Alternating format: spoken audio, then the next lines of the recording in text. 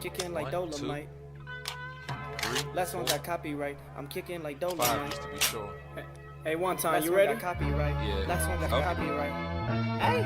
You know what time it is. Every time I rhyme, it's just a sign that I'm about to kill. Yeah, it's time for weapon wheel. We got the skill, we got the games. Don't make me grab it still. I put a hole in one like Abby did to Joe. Yeah, when it comes to aiming, I don't miss like Master Chief. I'll grab the piece and give your ass a halo just for talking sweet. When it comes to gaming, yeah, you know our team's elite. Check the leaderboards, we run the game. You should pick up your feet. You can't lose, I'm too smooth, just going to admit defeat. And ain't no capping around here, cause like Bond, I keep receipts. The most dangerous, better than these other guys. Try to come for us, what's like between your eyes like Jen Sakai. That's no lie, no prank. I grab the ratchet, no clank, and get my jiggy mask to show you how Jack Move got his name. Yeah. Weapon Wheel Podcast. Look, king of the castle like Cooper, captain of the ship. My name ain't Blandry, but don't make me have to hit the switch. We'll dump you overboard, then watch the views. I ain't talking Twitch. Hey yo, Alex, go ahead, talk to him real quick. Oh, the Dolomite is my name, and thick enough is my game. Dolomite, you heard her. Claim it, a strike to claim it.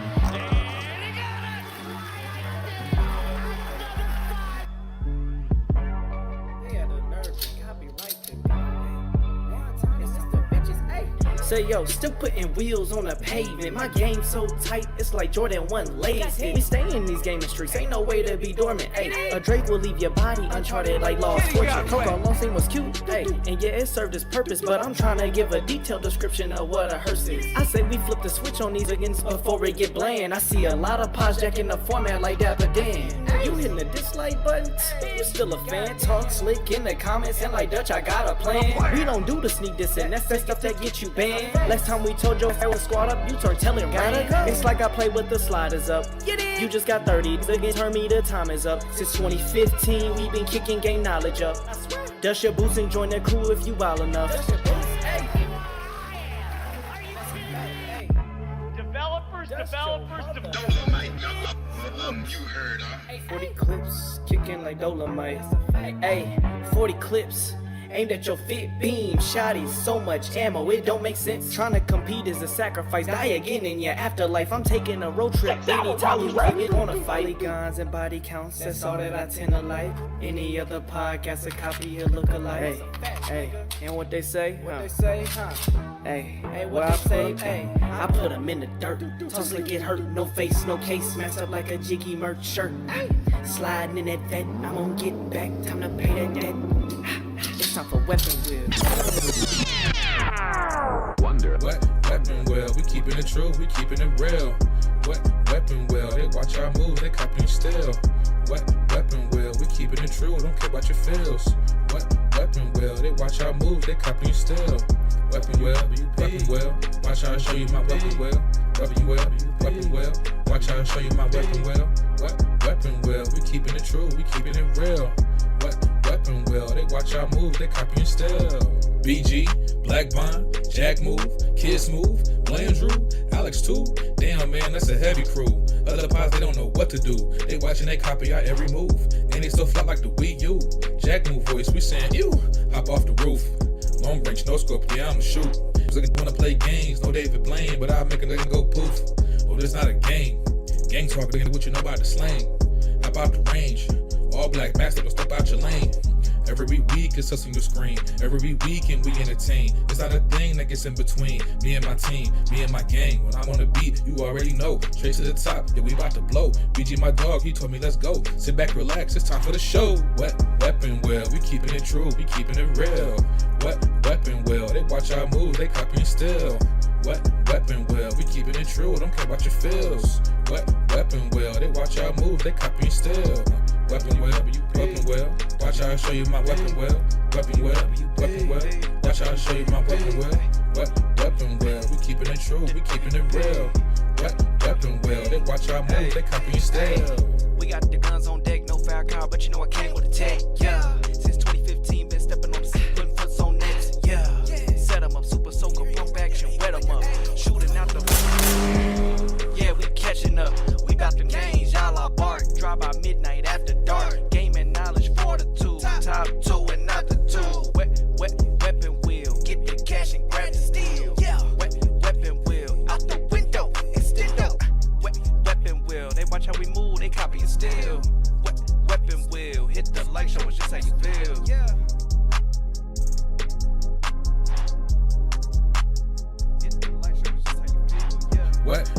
weapon well, we keeping it true, we keeping it real. What weapon well, they watch our moves, they copying still. What weapon well, we keeping it true, don't care about your feels. What weapon well, they watch our moves, they copying still. Weapon well, watch how I show you my weapon well. Weapon well, watch how I show you my weapon well. What weapon well, we keeping it true, we keeping it real. What weapon well, they watch our moves, they copying still.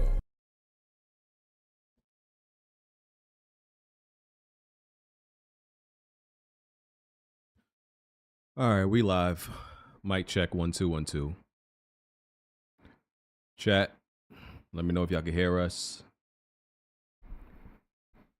Gentlemen, how y'all doing? G'day. Thanks for having me. Nick, thanks for coming on. We've been trying for a while. Definitely, we've been trying all year. Appreciate Nick literally. coming on. Yeah, because Nick is on the very other side of the world. It's 7 o'clock for him. He is in Australia. So yes, so it's Monday for him.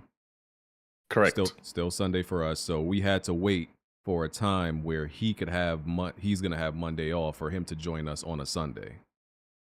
Yes. Some real coordinating going on here. Yep. You And know? the last time we had a chance, I think you were busy on the Sunday. I had a birthday party or one of those things. I either always got a birthday party or a shower to go to, a baby shower to go to. Always one of those. Jack, It's good we could make it happen. Yeah, Jack, how are you, sir? Doing all right, bro. Cool. Can you lift up your mood a little bit, like? The fuck you want me to do? I mean, what do you want, brother? What you need me to do? I mean, it's the little shtick of coming in here being the unhappy gamer is getting old, Jack. You know, when you come in here happy. What did you want me to say? Come in here as a happy gamer, bro. I'm having a great day, BG. What the fuck? I mean, what do you want me to do, brother? I don't Lift up those. Blandrew, how are you? Are you a happy gamer? I'm currently reading right now, BG. You're being very rude right now. Reading. Oh boy. Is that game? You know what I'm reading right now, Jazzy? Oh, Book of the God. year. You know what I'm saying? Oh my God. Insane. Jazzy's not there. Let me see. So Smoove is on Iron Lords right now during company time. You know, which is crazy. We're home. We're primary, right? We're the main. He's part of this podcast, and he over there on Iron Lord. He hanging out with his second set of friends, his second set of guys, and not his primary guys. Jack. Wow, I mean, he is ABG, too. he's not running. Yeah, this is crazy. Yeah. This is crazy. I don't know if I should feel away. Shout out to Iron Lords, they're my guys, of course. They need to stop having 5-hour podcasts though. I got to talk to Cog. I mean, we had a 5-hour podcast like last week. So Last I don't know week. if we can- That was. I don't know if we can say that. That's uncharacteristic of us. They do that every single week. There's Ours went 4.5 yesterday. Oh wow! You know who Hey, really maybe impresses that's the norm. me? Maybe that's the new norm. Maybe that's it. Rand and Jez. Jez? Because they're only two people and they can do 5 hours like it's nothing. I can't talk that much. Whenever Rand jumps on ours, it extends. Yeah. It always goes so much longer. Yeah, he just talks so much shit. Yeah, I don't know how they do it. Definitely does. I don't know how they do it. That's only two people, 5 hours of talking. Yeah, we split like 2-3 hours between like 5-6 of us. So, but we will not be doing another 5 hours today. Trying to get out of here in 2 or 2.5. I know I always say Don't that. jinx it, BG. Yeah, I know. But Bond won't be here today, so that helps. Helps us stay on track. Oh no, he not here this. Oh damn, missed the guy already. Oh man. Oh yeah, he's hanging out with Solid Rev or something. Yeah. What are we gonna do this week? I don't know. His infinite wisdom and knowledge on video games. Whatever are you gonna do, man? Oh no, bro. Okay. Yeah. Okay, I just jumped into the Iron Lords. And I jumped into their chat and told Smoove to get over here, and they're just like they're all like losing their shit now. crazy, bro. Like, acting like he don't know what time the show starts. And I peeped what time he entered there. He got on that show like an hour in, or maybe he was there from the beginning. He not slick. But we gonna get started. Appreciate everybody who's here watching. This is Weapon Wheel Podcast episode 420. 420. I should have took a gummy. I didn't though. Is weed legal in Australia? No, it is not. Oh, okay. All right. Nothing is legal in Australia. Damn. Shout out to Everything is Australia. illegal. Damn. So, they should make that legal over there. You know, is it like highly punishable, or you just get a little fine or something? Look, I'm not going to sit there and say no one does it. Yeah. It's one of those things where it's illegal, but I don't know how hard they crack down on it. I get you. It's not too bad. Yeah. All right. Episode 420. We're on iTunes, Google Play, Spotify. If you want to support the podcast, visit patreon.com/weaponwheelpodcast. You can become a channel member by hitting the join button on the screen. You know, also just hit that like button to support us. Check out the Patreon perks: After Dark, early access to Planet Xbox episodes, access to the Weapon Wheel Discord. And if you want to submit some Weapon Wheel trivia question and gaming questions that we'll answer during the show, you can do that too by signing up for the tiers. And if you want to submit gameplay video for the podcast, like what you're watching right now, link is in the description for you to drag and drop that in there. Any gameplay submitted is appreciated. Fuck Waterboy. Just want to put that out there for no reason. Can you repeat that one more time? Fuck Waterboy. Just, yeah. Screw that guy. All right. Why you say that? I just feel like he's one of those guys, like, just got to throw that out once in a while. You know, that's all. I'm BG. Blandrew is still with the Japan Studio logo. That's Jazzy with the purple Emio or Emio logo. You know, we still can't get these guys. Smiling man. Am I right, Jazzy? Oh, God. Mm-hmm. Still can't get these guys on camera. That's Jack. We don't need no introductions. I'm going to let Nick do a quick introduction because this is Nick from Xbox Era Podcast. Yep. So, yeah, go ahead and tell the people about yourself. Holy crap! That's where that came from. I thought he was inviting me to Xbox Era, but shout out to Special Nick. We got Special Nick in here. That's what's up. I ain't never seen Smoove so excited about anything. I ain't never seen this man so excited. You finally got somebody legit in here. Oh my goodness! Wow! Thank you. Oh my God! Wow. I'm just saying, man. I mean, it's been slim pickings. We've been finding people from the hood, Grove Street, and everything, but we finally got somebody from a respectable podcast. Wow. Fresh back from Germany and whatnot. Yeah. How you doing, Special Nick? This is somebody. Bond must not be in here because this is somebody we got to hold the door for. Like, come on, man. Let's go. I appreciate the sentiment. Thanks. I've done hundreds of episodes with Kid Smoove. He's never been that happy to see any of us, Jack. Never. We met this dude in person. He wasn't even that happy. That's crazy. Yeah, man. That's crazy, bro. But I see him in our chat a lot on our show. Yeah. Yeah. I mean, Nick, do you have a channel or something? I'm trying to Google. Are you serious? Xbox Era.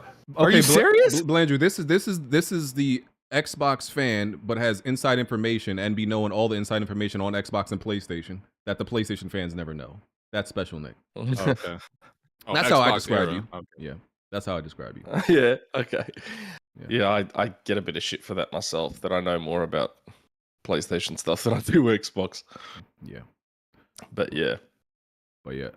Check out their podcast if you haven't. Xbox Era. Great podcast. All right, I need to start. You guys go every Saturday, right? To every Saturday. I feel like you guys live every day, but every Saturday is like the main show, right? Yeah, every Saturday night. Jesse and John do like a headlines thing where they just briefly cover like the main headlines of the week. They do that a couple of times a week. Yep. Jesse streams here and there, but yeah, the main show is the Saturday night one. Saturday night your time. All right. Before we get into the gaming topics, you know, always got to ask something off topic. You know, me and my wife get into stupid conversations that don't got nothing to do with nothing. But I always say I'm going to ask the Discord, I'm going to ask the panel, right? Okay. So a hamburger, let's say a cheeseburger. Take a cheeseburger, right? All the ingredients, a fully formed cheeseburger. You remove the bottom bun and the top bun, and you replace it with regular bread. Is it still a hamburger? No, what's Yes. wrong? Who's doing that? Yes, it is. No, it's not. It definitely is. It's What? no longer a hamburger, bro. Bro. It's a sandwich. Yes, it is. What? Thank you. It's a sandwich. Exactly. A hamburger is a form of a sandwich. What the hell are you talking about? No. Okay. A hamburger We is have a this type of debate. sandwich. We a have this sub is a debate on our sandwich show, too, so but it's defined by so its bread. technically, it's still a burger because it like me and John bag Americans a lot for the way they say things and stuff, but the burger thing is the one thing the US has technically correct, but the rest of the world doesn't follow it. So in the US, it's called a burger based on the meat, not the bread, but the rest of the world bases it off the bread, not the meat. So if you're using a burger bun, then it's a burger no matter what the filling is. Yep. I agree with But that. if you're using sandwich bread, then it's a sandwich. But that's technically incorrect. That's crazy. Technically. Yeah. Because And then, we have burgers that's made with like lettuce wraps too. Like they consider that a burger still. Like yeah, BG tripping. Somebody just from the Discord DM me and said that could also be a patty melt. But my point to my wife was she acts like the burger bun is like so insignificant it doesn't matter. She just thinks, oh, whatever's in between matters, and you just put any type. I'm like, no, that's not a burger. Don't give that to me and call it a burger. Man, So that's all. your wife is right, dog. No. You see the new virals? They got a new viral sandwich. The bread of the sandwich is pieces of watermelon. Like that's still a sandwich. No. It's sandwiched in between something. It's Burn a it. fucking sandwich. Burn it with fire. They got We're not ice doing cream sandwiches. Nah, y'all not getting it. Have you Y'all seen not what getting KFC's done before? Where they it. use with the the actual chicken joint? chicken Yeah. as the bread? Yeah. I wanted to The try that. I double never got to double try or that. whatever it's called. Yeah, with the little bacon in the middle. That shit looked good. I won't allow That was allow nice. y'all to just diminish and bastardize what a hamburger is. I'm sorry. There's rules, Jack. You're being disrespectful. BG. Without You're being rules, what disrespectful. are we as a society? Come on, Jack. You can't just like make up whatever you want a burger to do. There's things have rules I and think definitions. I think your wife is right and you're wrong, BG. And I hate to say that, brother. Okay. I really do. All right. Okay. Gaming stuff. Let me see. Where am I starting out with? I mean, we can get, I guess, Sonic out the way. Sonic 3 trailer came out because it's not directly related to gaming. BG, why do you continue to do this to peak? To peak. I like Sonic movies and anything outside of Sonic games. So I'm very excited for to see Sonic 3. This trilogy has been nothing but amazing. Kudos to them because they're just thriving in the age of video game movies. Most of them are doing well. Don't count Borderlands. So listen, I will be seated day one. I'm gonna reserve my ticket as soon as it goes up on AMC, stubs and everything like that. And yeah, I'll be excited to see it. I just hate the games, that's all. Yeah, I thought Shadow looked pretty good in that trailer. Yeah, Keanu Reeves voicing him, nice. I didn't even see it. I'll look it up. Yeah, Yeah, so I'm watching it now. I haven't seen it. it's a pretty good trailer. I ain't seen the second movie. I only seen the first movie. Go watch the second movie, man. Second pretty movie's good. better. It's on It's Paramount good. Plus. I think I need to watch it. Buy it physically. No, we ain't doing all that, but I Yeah, will watch Jack. it. Relax. He played you crazy, ain't he? Did you watch Knuckles though? What, the show? No, I didn't. It's a digital. Yeah, that only. limited show Knuckles. Oh, that this was. was, I gotta watch all that stuff, man. I only seen the first movie. So let me ask some of you Sonic nerds who know the lore and all that. Is like Shadow's, I guess, power level, is he really that much significantly stronger than Sonic or Knuckles? Or is that like, I guess I wouldn't say would know. he's stronger. He's stronger than Knuckles, but I wouldn't say Sonic Adventure 2 Sonic is stronger than Shadow. They're about the same. They just have different powers and personalities. Yeah, like Shadow uses the Chaos Emerald's powers to like do specific things like teleport and access certain abilities. So it's not that Chaos Control. Yeah, Chaos Control, even in like the multiplayer Chaos Sphere and just warping around the map, something that Sonic can't really do. Okay, cool. My bad. All right. Yeah. And You what remember else? go ahead, Jazzy. I was about to say, no, you go ahead because I was going to talk about the trailer, but he hasn't watched it yet. Oh, okay. No, but it does seem like they're getting a little away from like the game's lore because a lot of the characters that were in the game still haven't made their movie debut, which is why I kind of think this movie was a little bit rushed as far as like getting here. But I'm interested to see what they're gonna do because in the games they didn't have like a Sonic and Robotnik teaming up to stop Shadow. It was kind of like Shadow was being manipulated by Robotnik to do his biddings and collect all the Chaos Emeralds. So gonna be interesting. and then characters like Rouge the Bat and even Amy, they're not even in this universe at all. Yeah. I was kind of E10 hoping, yeah, or Mega or whoever, they're not even part of this universe. They only introduce Shadow. They might introduce other characters if they plan to do anything past this third movie, but I can see. And plus, I think Shadow, they're gonna do something to where he goes super as well. I would not be surprised if he also fights the final boss of Sonic Adventure 2 along with Sonic, like in the games. That's what I was going Except to it's ask under you. a different context. Yeah, do you think the Space Colony arc and the final boss is coming back around for this or no? No, but I could definitely see the Bio Lizard, the final boss, being the thing that makes Sonic and Shadow team up together. Oh, come on, nerds. Now y'all brought Rystar in here. Listen, we're not about to spend time on this. Brother. Yes, sir. Come on, no, we wrap it up. We're not about to spend mad time on Sonic. I'm not gonna say a lot. I'm not gonna say a lot. I know you don't like Sonic. It is what it is. I'm just gonna say the trailer looked fire. I'm still cleaning myself up, after seeing that. What you mean? Yes, sir. What you mean? No, but yeah, I'm not gonna be surprised if we see like Metal Sonic in this. I don't think we're gonna see the Bio Lizard.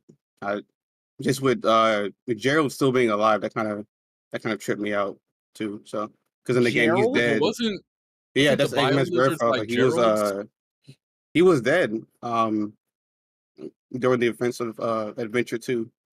Yeah, because like the Dark Adventure starts off with like a message from him from like the past or something, right? Like in like in a chair or something locked up. It's right? crazy y'all follow the story of Sonic. I don't be knowing what. That's what I'm saying. Run around and try to get this is why I always got to explain to people. There's different level of nerds.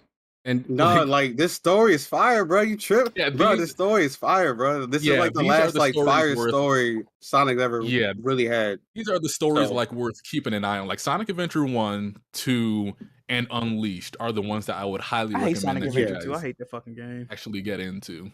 Yeah, this movie about to be fire, bro. That's all I want to say. All right. And they introduced Jim Carrey because he's going to play Gerald, who is basically Eggman's father. I can see him easily being like the third act villain. That's his grandfather, sir. All right, it's his grandfather. Oh, my bad. Well, so he playing his grandfather and himself. What? Yeah, so he's playing his grandfather and himself. Okay. His grandfather was supposed to be dead though, because in the game they fucking executed him. Bro, I don't. Yeah, but hey, y'all got it, bro. This is talking about Sonic like it's Lord of the Rings or something. Like, bro, it's deep, bro. No, it's not. Get out of here. We're done, bro. Why did you see Did you see the Shadow's entrance scene in the trailer? Remember when he's standing on top of the police cars? Yes, sir. I got a question. What about a chaos mode though? What about that little island they race the things on? What's that about? Continue the ultimate power. Yes, sir. Oh, man. All right. They don't know. Rystar, get out, please. We're done. We're done. It's I think over. he should stay. I think he should stay. No, we wrapped it up. We did it. But wait, and another thing that I'm not another thing about Sonic. Wait, but BG, just one last thing. We're always talking about music, right? One of the things that they showed in the trailer was that there was going to be an orchestral version of Live and Learn in the movie, and that they got Crush 40 coming along for the soundtrack as well. For those of you that don't know, they were responsible for doing like a lot of the hard rock tracks in Sonic Adventure 1 and Sonic Adventure 2. And one of my biggest complaints about Sonic the Hedgehog 1 and 2 is just how amazing those soundtracks are for the Sega Genesis games. They had absolutely nothing. Like there was no, callback to those songs out in the game, in the movies outside of Green Hill Zone. Yeah, so I'm glad that they're back in the movies, and I'm hoping that they really dive into that soundtrack for specific locations and events whenever these things are taking place. Because BG, I am telling you right now, Sonic Adventure 2 is the ultimate soundtrack in gaming. It does not get better than that, BG. Yes, sir. Okay. Thanks for letting me know. I'll check. I'll make sure Oh to man, never when check you it see out. Sonic and when you see Sonic and Bruh. Shadow transform into Super Sonic and Hyper Shadow and Live and Learn comes on BG, you are gonna go bonkers. Oh yeah, my Yes, All my right. day definitely gonna touch soon. Ne- But yeah, next. all right. Oh, what was your question, Jack? No, Jack don't got no questions about Sonic. No, you don't. No, right? I ain't got no question. No, I he ain't got none. All right, let's move on to shit people actually care about. I ain't got no question. Black Myth Wukong. Oh, bro. So, brother, dude, this You is stop Sonic conversation to talk about Monkey Souls again. Yes, No, they bring up, a like, relevant topic. some I first of all, I beat it. What was that? Yesterday, 2 days ago. I gave it like an 8.5. I pretty much did like You know, all like that shit, brother. Yeah, I did. I did like multiple 7-hour streams. Really good game. Are people overhyping it, acting like it's an absolute shoo-in for Game of the Year winner? Yes, it's not that. It's a great game. You think it's getting nominated? Absolutely, it should get nominated. Should it win? No, I wouldn't go that far. So people are being a bit hype beast. But aside from that, during and after last week's podcast about, the whole exclusivity thing came up again. If Sony money had this, if they had a little secret meeting with Game Science, under the table, and I think it was Tom Warren who said that it was his source that told them like, oh, it actually has been, they actually do have a deal. Then other people came out, confirmed, no, my sources told me there is no deal. Nick, what do you know? Yeah, well, this got a little bit out of control, didn't it? This whole thing. I don't know. I got a DM about it like 2 months ago, just saying, oh no, there's no money hat. It's just they paid to help get the port done because there was issues. So I think Jez, Tassie, IGN were all like, oh yeah, we've heard that Sony's money hatted this and there's an exclusivity period. It can't come out on Xbox. But then there was like Grub, me, and I think Warren was one of the ones that was like, no exclusivity. All I heard was that Sony paid to help finish the game. That's all I had heard. Because I think they were having problems with like all the console versions, not just Xbox. So it was just about getting it done, not keeping it off Xbox. That was probably like a byproduct of the fact that they got it done on time. But as far as I'm aware, there's no money hat. Okay. And my bad. It was Paul Tassi, as you said, not Tom Warren. Yeah. Do you think these games skipping Xbox and the cases where they said they're having some technical issues, do you think it has anything to do with the Series S? I think in some cases it does. It all depends on the developer. Like, I've spoken to developers that sort of laugh when you mention the Series S being a problem because they don't have any issues with it. But then other developers have major problems with it. So I just think it depends on the developer. This is just a smallish team that probably doesn't have a lot of experience developing for Xbox. So I could see the Series S being a problem for them. I mean, I'd like to take them at their word. They say they're having optimization issues with Xbox. I don't think we should just assume they're full of shit. They're probably telling the truth. Yeah, the Series S thing, I think sometimes it's a little overblown, especially in a world where we're still making games for the Switch and we're still making games for the PS4 and you've got developers that have to make things Steam Deck verified. And so I think some of the crap around the Series S is a little bit overblown, but I'm sure some developers are struggling with it. Okay. The truth probably lies somewhere in the middle. Yeah, I mean, that's what I kind of believe, that like there's developers with varying degrees of talent. Correct. And that's why I've been like, I'm for the pro. I'm for pro consoles coming out in the middle of generations. Because people may make the argument that okay, these developers need to do better. And it's not like as simple as just doing better. I'm sure that it's more complex than that. And I feel like pro consoles are the great equalizer, I guess. Whereas it'll make the better developers even better, make their job easier, and the ones that are not so talented and can't do what the probably what the best first party developers can do, kind of like like rising tide lifts all boats type of thing. Mm-hmm. That's why I'm for it. I'd never really understand why people are. I don't think it hurts anything to have those pro consoles because you have varying degrees of talents. So, yep, I can get on board with that. Yeah, Smoove, you have a Series S? You don't got an S? Not for myself. My daughter has one. Oh, because you be defending it. I'm like, I don't remember even seeing one at your crib.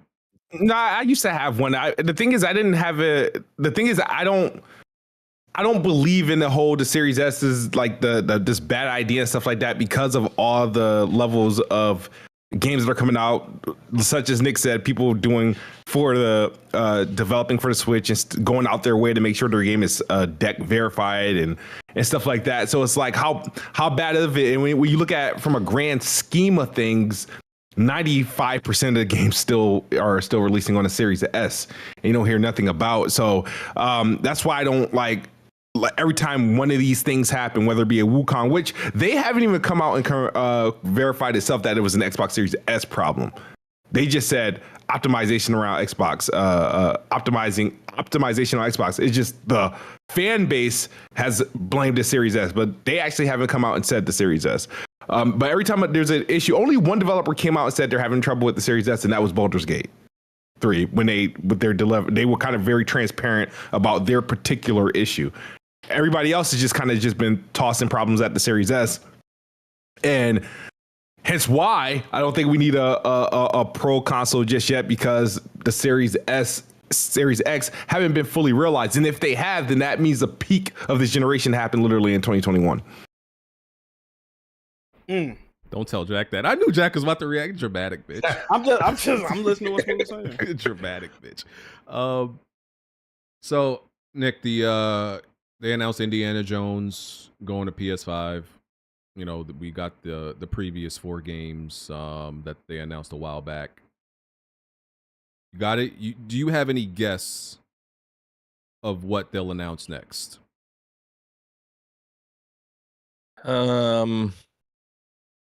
I mean, I think there'll be a lot coming. I have a sneaking suspicion a lot's going to come. I still think probably Starfield. Probably the Master Chief Collection will probably make it across. I know a long time ago, like many, many years ago, they were having discussions about bringing the Halo Infinite multiplayer across. Just the multiplayer. But that was like, those discussions were happening probably like 3 years ago. So it sounds like they went nowhere, but I don't know if maybe they're bringing that back out now with this change in direction. Possibly Hellblade. Maybe Hellblade 2. Not sure. Not sure. And there'll be a lot, though. I suspect there'll be a lot. Yeah. A whole slate? I don't know about the whole slate, but not too far off it. Yeah. This is what I hope they do. Go ahead, BG. My bad. No, you go ahead. I don't want. This is what I want them to do. For me to fully sort of accept, because I'm still in my immature phase of this whole thing. What I hope they do, if they're going to just do it, I don't think they need to announce it. Just announce your games, release them, and treat it like PlayStation. When they come, let somebody else make that announcement. Like when PlayStation have like marketing deals for like third-party games, they treat it like it's a first-party game with their marketing. And if it just happened to launch or come into their console, it's not their Xbox job to tell you. And just because I feel like if they do that without the show, without the presentations, without the one more things, it will go over better. And then everybody's expectations can be fixed. Whatever is exclusive, whatever. I feel like they're better off just not saying nothing and just letting whatever is going to release is just going to release.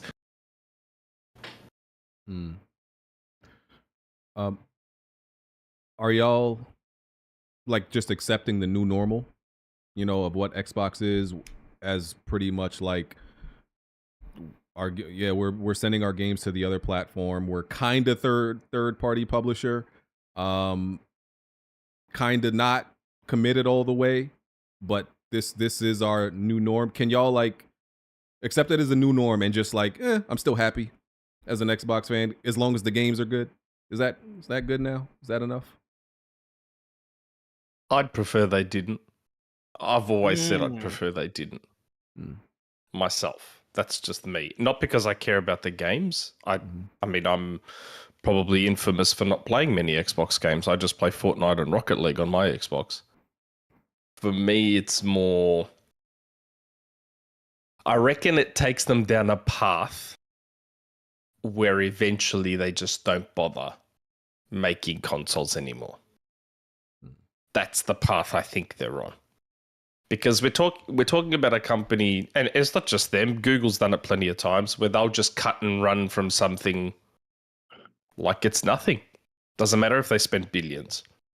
If it doesn't make sense to them to keep doing it, they won't do it.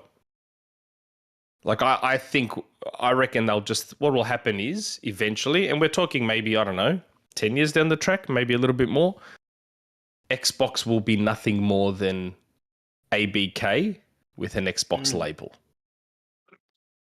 That's all it'll be. Yeah. It'll just be ABK, but the label itself will be Xbox or Microsoft Gaming or whatever the fuck they call it now. It'll just be that. Yeah, I don't like it because even though I obviously have a PlayStation 5, any of those games I would just play on, you know, if I had an Xbox, I would play it on Xbox, or I would just play it on my PC. So I didn't need any of these games to come to PS5. And I don't think it helps the industry, because things were in the structure of how the industry works was that like that for a reason, right? Exclusivity is a good thing, regardless of what these new age PC gamers like, oh no, it's Alex, is gonna say like, oh, there's no reason for exclusivity. It helps both platforms to be competitive and to have exclusives. I mean, that's been evident throughout history. I don't think PlayStation, of course, they feel great about it because, you know, it's like a victory for them. They probably don't really see Xbox as a threat in the gaming division, but I definitely think, you know, that competition motivated each side to actually try harder. Whereas, do I think PlayStation is going to continue to release, you know, good games, even though they've been a little bit off track the last year and a half? Yeah.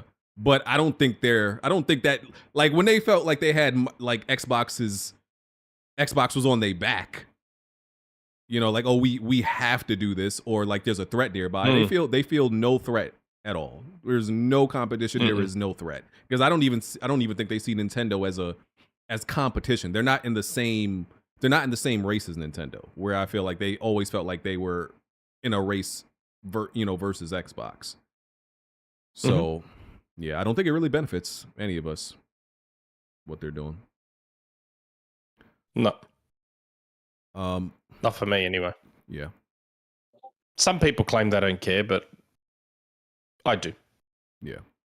I'd prefer they just lock it all down. Yeah, definitely. Let me see what else I got. FoamStars went free to play. Oh, well, it's going free to play October 4th. Concord going to be right behind it. I don't think that's going to change anything, though. No, it's not. It's not. It's not. So Concord, it was free with PlayStation Plus for that. I mean, not Concord. FoamStars was free with PlayStation Plus for that first month, and then they charged for it after that, right? Yeah, because it was in the month of February. I thought it launched for $30. I think it launched. No, you could buy at $30, but anybody that has PS Plus, you can get for free. Okay. Yeah. We all call the this second tier, though. Second tier and above, yeah? Yeah. Yeah. We all called this. We knew FoamStars wasn't going to be successful. We know it was going to be a failure. It's not a good game. It's a very lazy, uninspired game trying to capitalize off Splatoon, but is nowhere near as good as Splatoon. I was thinking about this the other day.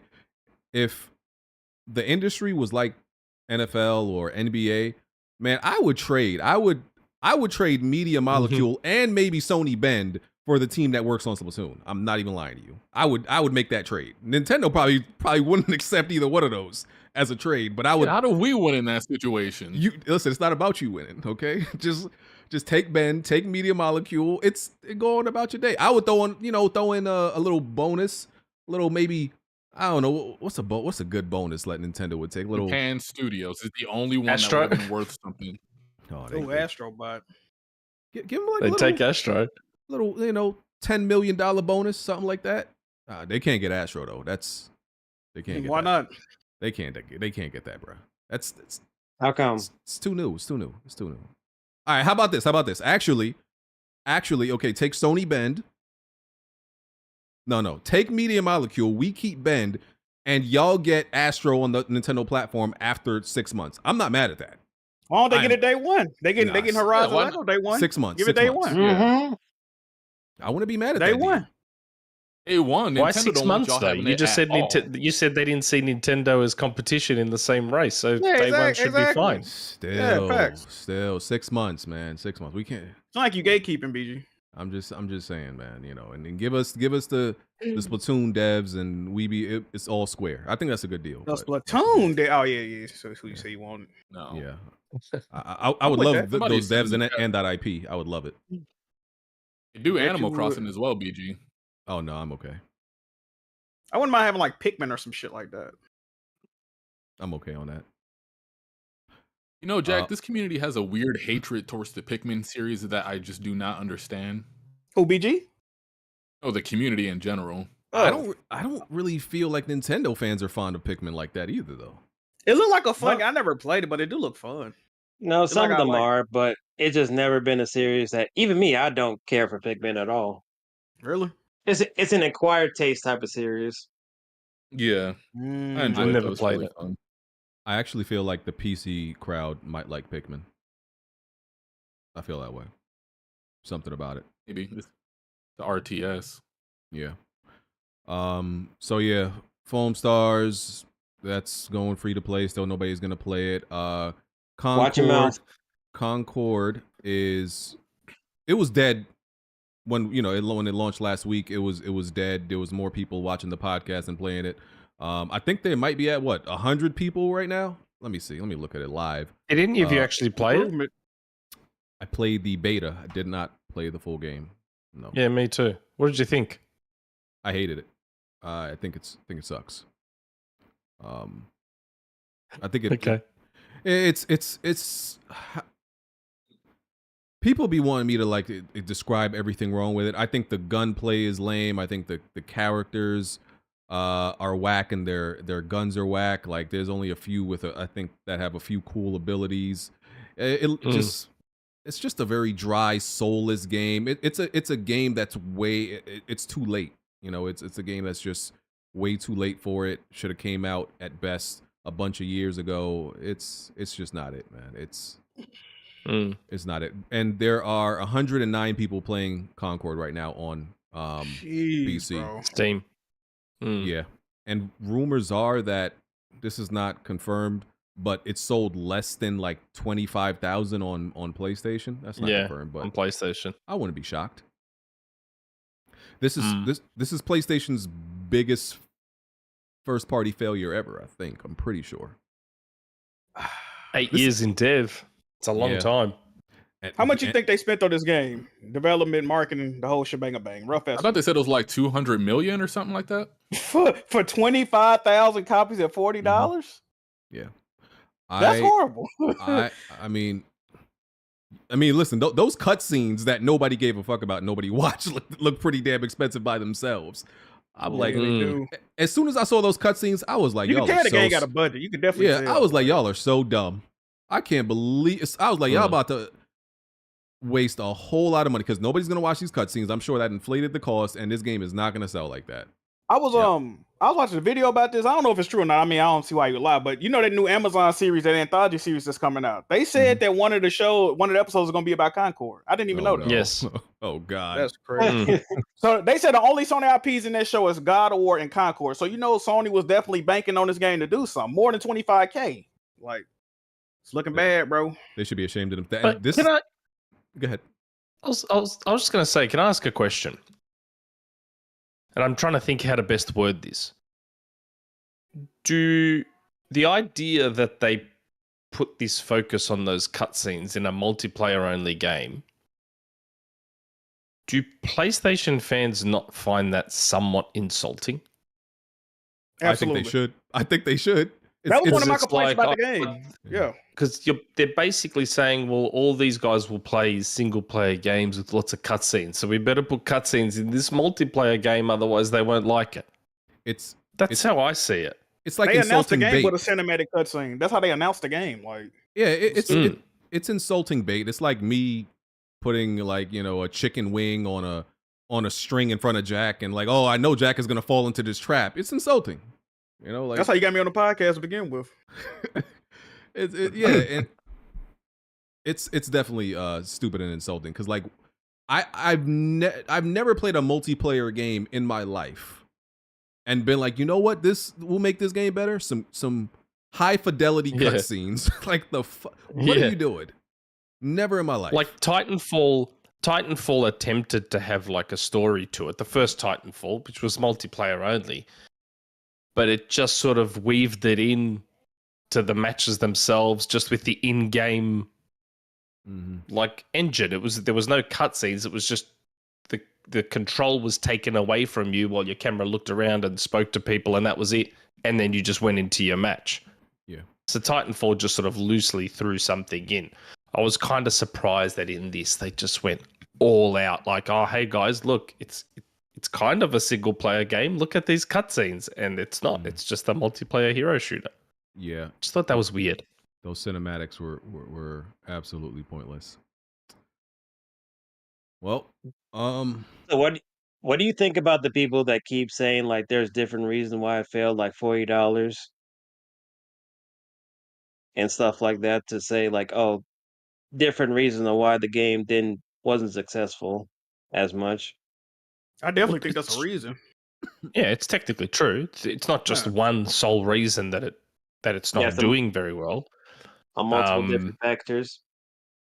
Yeah, like I played the beta as well, and I kind of left frustrated that there was something there that could have been good, but there was just too many things working against it. Like, again, I don't know how you feel in your shooters, but the time to kill in that game is ridiculous. Yeah, it's absurd. It's like half an hour. Yeah, it's absurd. It's just like it's crazy. And then you throw, someone like myself who's playing in Australia, and you chuck that extra lag in, and it's borderline impossible to bloody kill people in it. And if you don't know, you've got to spend most of your time figuring out who the good characters are. So if you happen to also pick a shitty character, it just makes it even worse, because balancing is king in games like this. Like, you have to get your balancing right in a hero shooter. And I just think there's just too much working against it. Someone pointed out, made a good point. I forgot who it was. Said Sony released the biggest failure of a multiplayer and their biggest success of a multiplayer in the same year. Yep.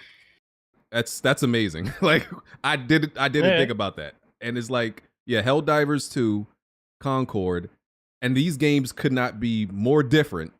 I think that, once again, to my point, I think that speaks to what gamers actually want. So, and Helldivers wasn't free. You have to pay for Helldivers, so it's not it was just the same $40. Yeah. So, and no one was really expecting. Well, they did have the to name boom like recognition. that too. They had the name recognition of Helldivers already, though. That is a sequel. Still. Yeah, but it didn't have 12 million sales name recognition. It didn't have that. No. That's facts. It probably also didn't have a $200 million budget either. No. They did take longer than expected to make that because they had to overhaul, but no, it didn't take that. Tiny team though. Yeah. Man. Arrowhead. I hope PlayStation can look at the dichotomy of the situation and be like, what does this mean? So we gotta ask, right? Because I seen Colin Moriarty talking about this. He was saying he think they're gonna make the game free and refund everybody that bought it. So they definitely gotta make this game free, right? I don't think there's no debate. But what do you think they're gonna refund the people? I thought they had just like power level the people up because they said it's kind of hard to level up certain characters. Power level some people. We sorry, man. We gonna give y'all a free content update if you bought the game. But they definitely gotta make the damn game free, bro. If they don't, and that still might not even rejuvenate the player base, which is crazy. It won't. I can't remember PlayStation ever. Maybe they have. Aside from the Sony hack, have they ever refunded people? Granted, if they had to refund people, you don't got to refund that many people. They have before. They had sometimes like when they announce a game and it's for pre-order, and then they end up announcing it for plus, they'll refund the people that pre-ordered it. That's the only time I really seen them do it, though. Okay, I mean, you won't be losing that much money on the refund. Yeah, it's only 25,000 people bought the game. You ain't losing shit for real. Yeah.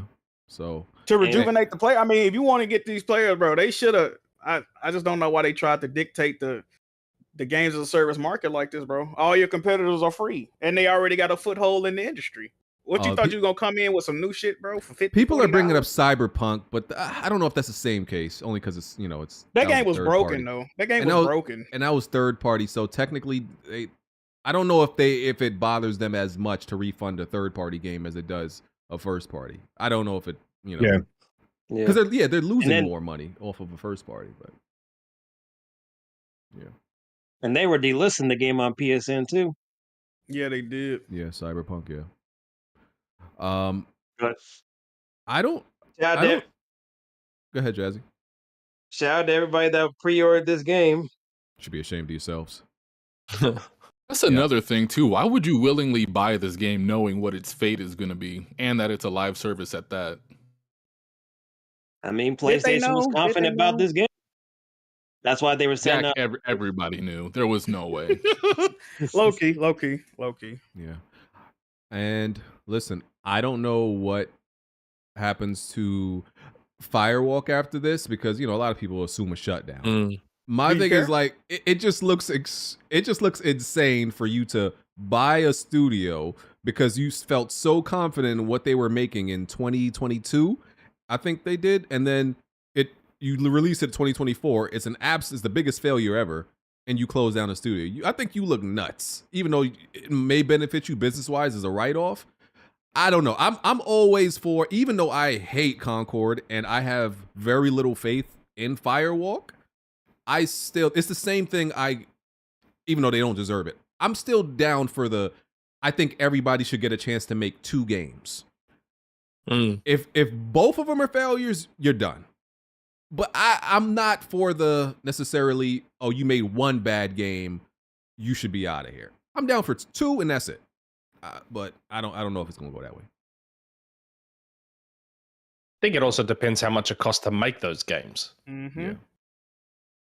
So if the developer normally runs cheap and it doesn't cost a lot for them to make a game, then maybe they get a bit more leeway. But this apparently was very expensive. Yeah. So it's not looking good. I think they should just take the losses and get a head start. Get a head start on if they'll allow you to, because a bunch of times they'll say they'll green light your next game and then they shut you down like a year into it. But yeah, I say y'all get a head start. Stop trying to support Concord and roadmap and all that. Man, why waste time? Just get a head start on the next new idea. This one was not it, and don't take 8 years on the next one.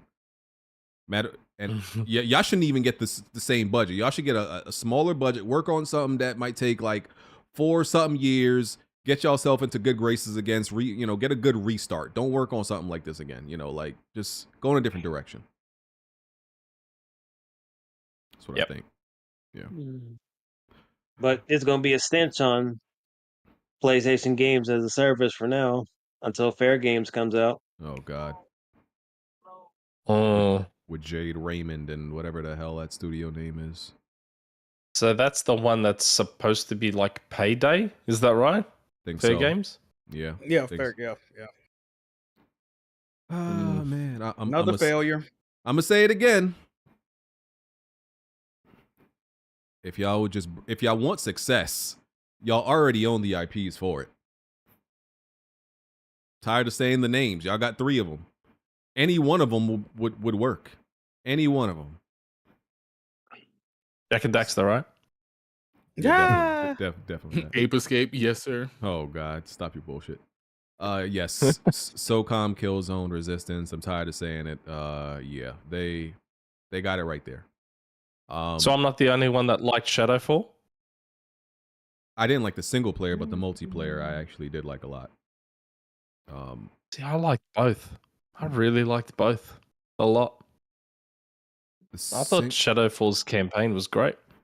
Yeah, it just wasn't as good as, like, you know, coming from the story of 2 or 3 and everything like that. But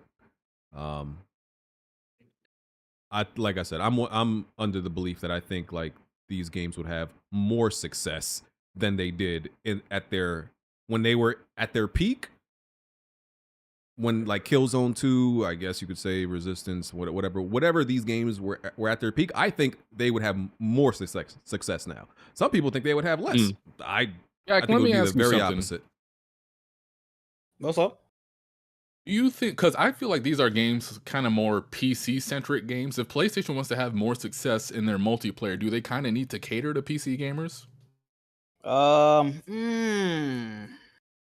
I mean, you're not completely wrong about that. Definitely with this. Yeah, the first 2, yeah, you're not wrong at all. I feel like they are kind of catering to PC players, though. You know, they folded on the little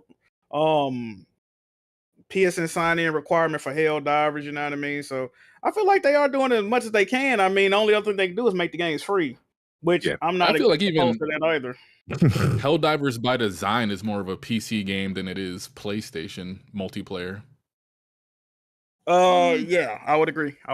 By design, that's what they had most of their player base that is on PC. I mean, Helldivers had a huge PC community, bro. Absolutely. I don't know by design, but no, they definitely love it. And I mean, top down, asymmetric, fucking co-op shooter. Like, console dudes ain't asking for that, bro. Well, 2 isn't really top down though. But 2 ain't. But shit, no. Yeah, the first one. But no, seriously, I think look, Rainbow Six Siege is really the only game that you could go to if you want a tactical shooter. You can name a few more that nobody really cares about, but let's be real. When think about tactical shooter and somebody wants to play that, it's Siege. And there's really no other viable, and I should specify military tactical shooter, I guess.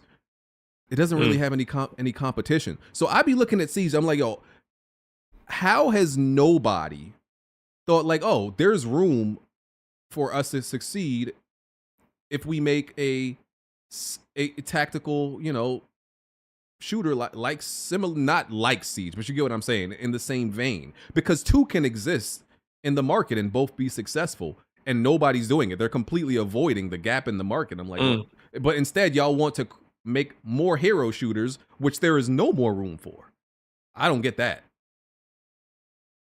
It's weird to me. But yeah, I think that the thing is though, when they started development on Concord, I think like Overwatch was like full on blowing up.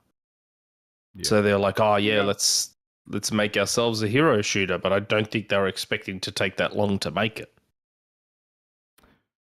Yeah. Too late to pull out. Pardon the pun. Yeah, it sucks, man. Well, we'll see. Let me see what else I got. I guess we should get this out the way. So hold on. Blandrew and Jazzy. Oh, go ahead. This Emio game is a graphic novel? It's a visual novel. The Smiling Man. Oh man. All right. Yeah. Yeah, y'all okay, y'all go ahead and talk about it. Yeah, y'all go ahead. Oh yeah, you saw it was a Nintendo topic. It was like, no, listen, I respect Nintendo topics. BD started like sighing. I already Go ahead. I don't mind Nintendo topics. Listen, but I'm not respecting nobody's visual novel, bro. I don't even look at them as video games. I'm sorry. Jazzy, I had to remind BG that a Nintendo Direct happened this week. Yeah, he didn't even have it until the podcast. Because they were indie games. I like Nintendo Directs, but not Nintendo Indie Directs. It wasn't just indie Direct. Fighting collection, man. In the title, Jazzy. And you know the thing about Nintendo Indie Directs? Most of them just be like 2D retro RPGs that they're bringing back. That's like 90% of them. I mean, it don't be no new indie games like that. I mean, Nintendo is the best platform for indies. They get the most showcase for them compared to PlayStation. Ain't that right, Jack? That's true. That is true. It was a partner direct as well. So the first half was partner direct, the second half was indie. So that's why at the start you saw the Capcom Fighting Collection, which is what I was most excited about. Same. Yeah, fucking Power Stone 1 and 2, man. Yeah. Mm-hmm. Okay, well, talk to us about Emio and this visual novel that has y'all in its clutches. If you allow me, can I talk about the lead up to when they announced Emio and then talk about the actual game itself? Sure. And we thought it was PT. Bring us in, Jazzy. We were hoping it was PT. Okay. Because when they first showed it, Nintendo uploaded a YouTube video randomly, a 15-second video that was like a month ago saying, "Who is Emio?" It was about a dude with like a paper bag on his head smiling. And it looked creepy, and people just assumed it was a horror game. And because one person, the one that has like a Dino Crisis avatar on Twitter, he like speculated that it was going to be like Bloober Team making this game or something like that. And since Wario64 tweeted out, then people started speculating that that's what it was, even though it's a Nintendo first party game at the very least. And I know damn well Nintendo wouldn't let Bloober Team announce their game before they do. And then like a week later, they actually showed what it is, and it's actually a sequel to Famicom Detective Club, a game that I know most people aren't going to know about because they just did remakes of two, I think it's either NES or Super Nintendo games that never got localized at all. Oh, was NES? Okay. And these two games, they're being produced by the Sakamoto guy, who's also part of Metroid. So they already worked on those two remakes in 2021, but now we're getting a new game, pretty much, and this is what it is. And I know a lot of people are disappointed by that fact because it's not a new Nintendo IP, but realize we haven't had a new game in that particular series in like 30 years. Sound like I need another one. Yeah, because Nintendo usually makes remakes of games, and eventually they venture off to actually make a new game as a test run, so that way, because they already did the remakes prior. They already did that with like Zelda for like this new one. They did it for Metroid. Another Code? Yeah. Well, we don't know if there's a new game coming out, but we'll see. So let me ask you, in a visual novel, what do you do besides press next? Scan the environment for clues. Well, I'll let you go ahead, Jazzy. Yeah, you pretty much, in this game in particular, well, just all the Famicom Detective Club games, it's because it's mainly more like a mystery murder, because you're as a detective trying to solve like who murdered this, who actually did like the whole murder. So you're spending like the next couple of chapters in the story pretty much, figuring out clues and stuff like that pretty much. And try to piece together like thoughts, like trying to see like, oh, what this clue found out, if this looks suspicious or something like that, or somebody's like lying about something or withholding information because you're a detective trying to figure out the case.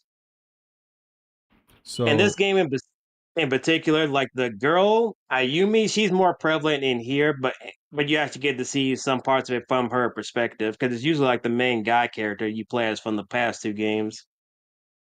And I'm not going to go really much further into it other than the fact that this game is based, the paper bag guy, Emio, is based off like the urban legend in this particular game. So that's why it has the Zodiac Killer, but never mind. Go ahead. Probably the same thing, but I don't know. I already finished the game, but I just need more time to process that ending because it was wild.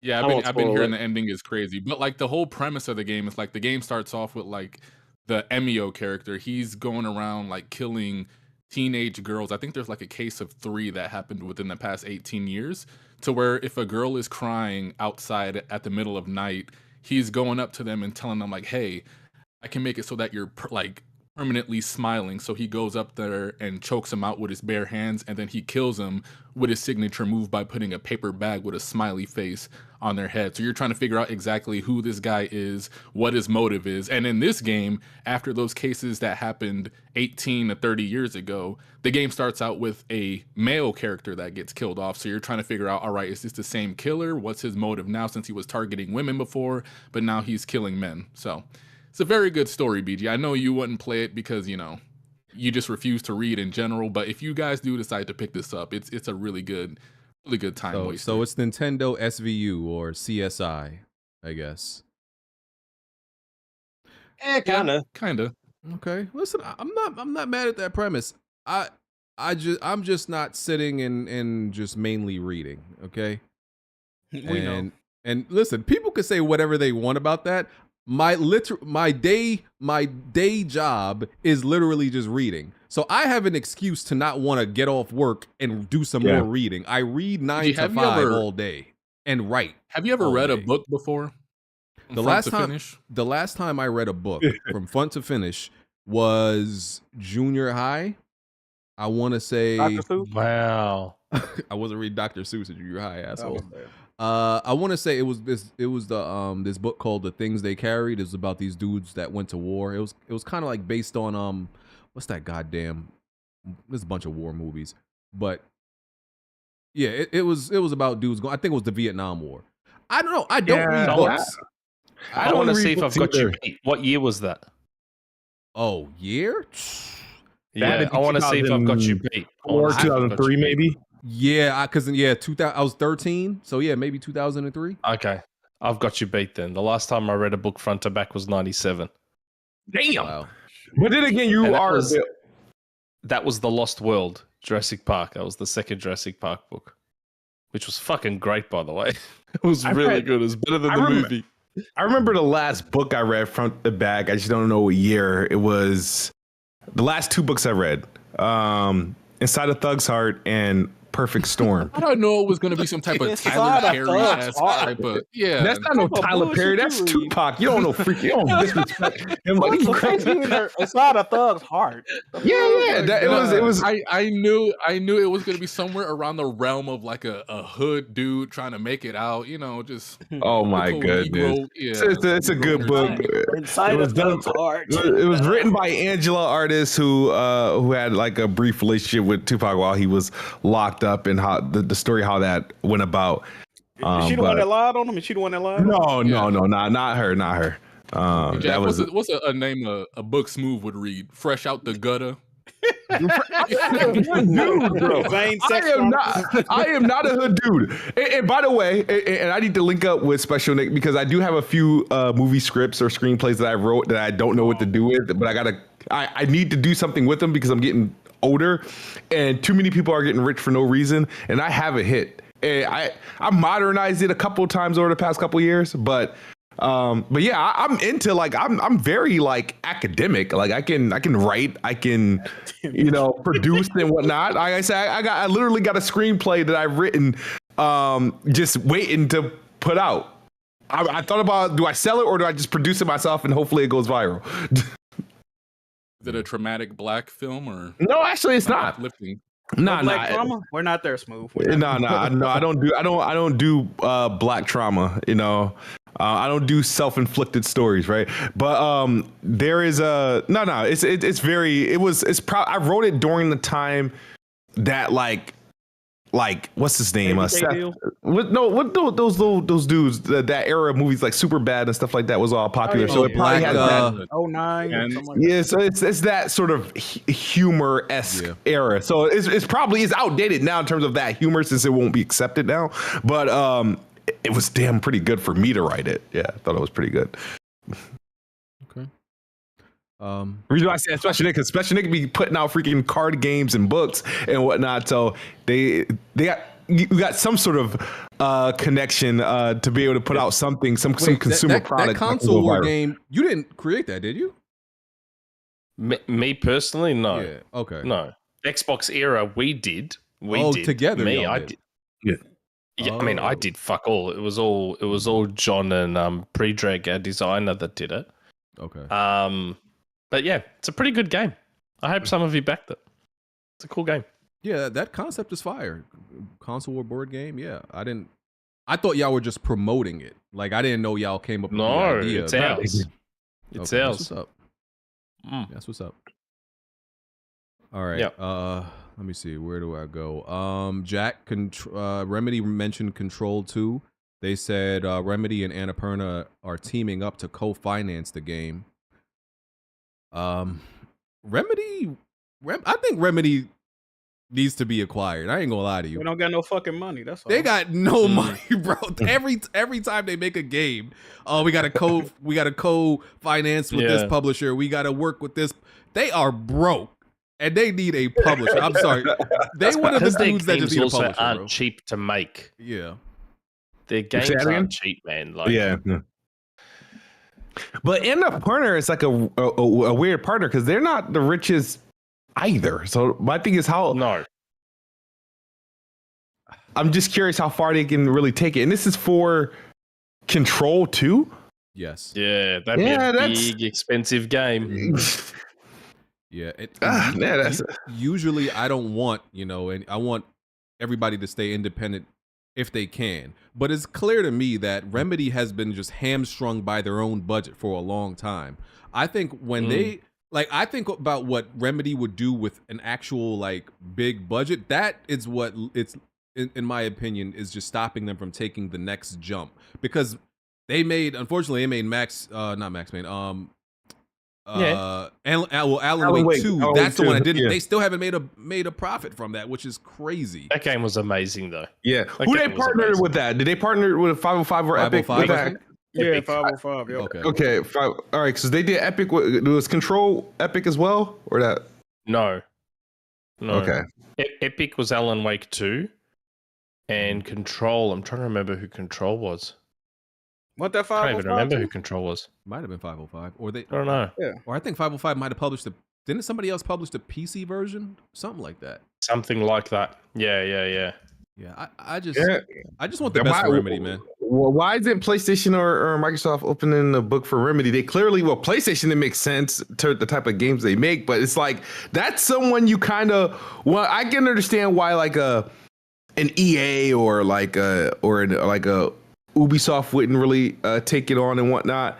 But when you consider a platform holder, I do think a platform holder would make sense to take on a Remedy. I don't think Remedy and Microsoft have a great relationship.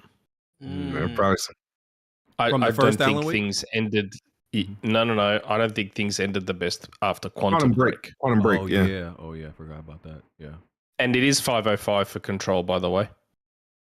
You're right. I do think Quantum Break deserved a sequel. I do think that would have done great things. So I do think that it is unfortunate.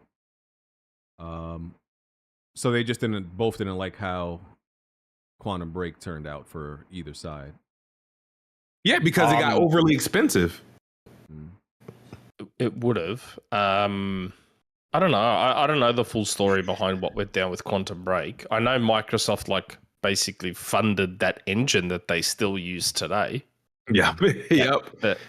It's the Northlight. Northlight. Yes. Mm-hmm. Microsoft basically paid for that entire engine. Wow. And I think there was also, I don't know, I can't remember the full story. I think maybe Microsoft was doing a little bit of meddling as well because of the whole TV bullshit. Yeah, I don't know. Just as far as I remember, that relationship soured a bit. So I don't think Microsoft would be buying them. Yeah. If anyone did, it would most likely be Sony or someone like Embracer would just be idiots and come along and buy them. Yeah, if you want Remedy to go bye for good, yeah, Embracer will buy them. Yeah. I think the thing with Sony is they would just be strengthening a strength. And we already got a bunch of those type of games that Remedy makes. So it's is it really worth it to add what we they need all the have help a bunch they of? BG. Huh?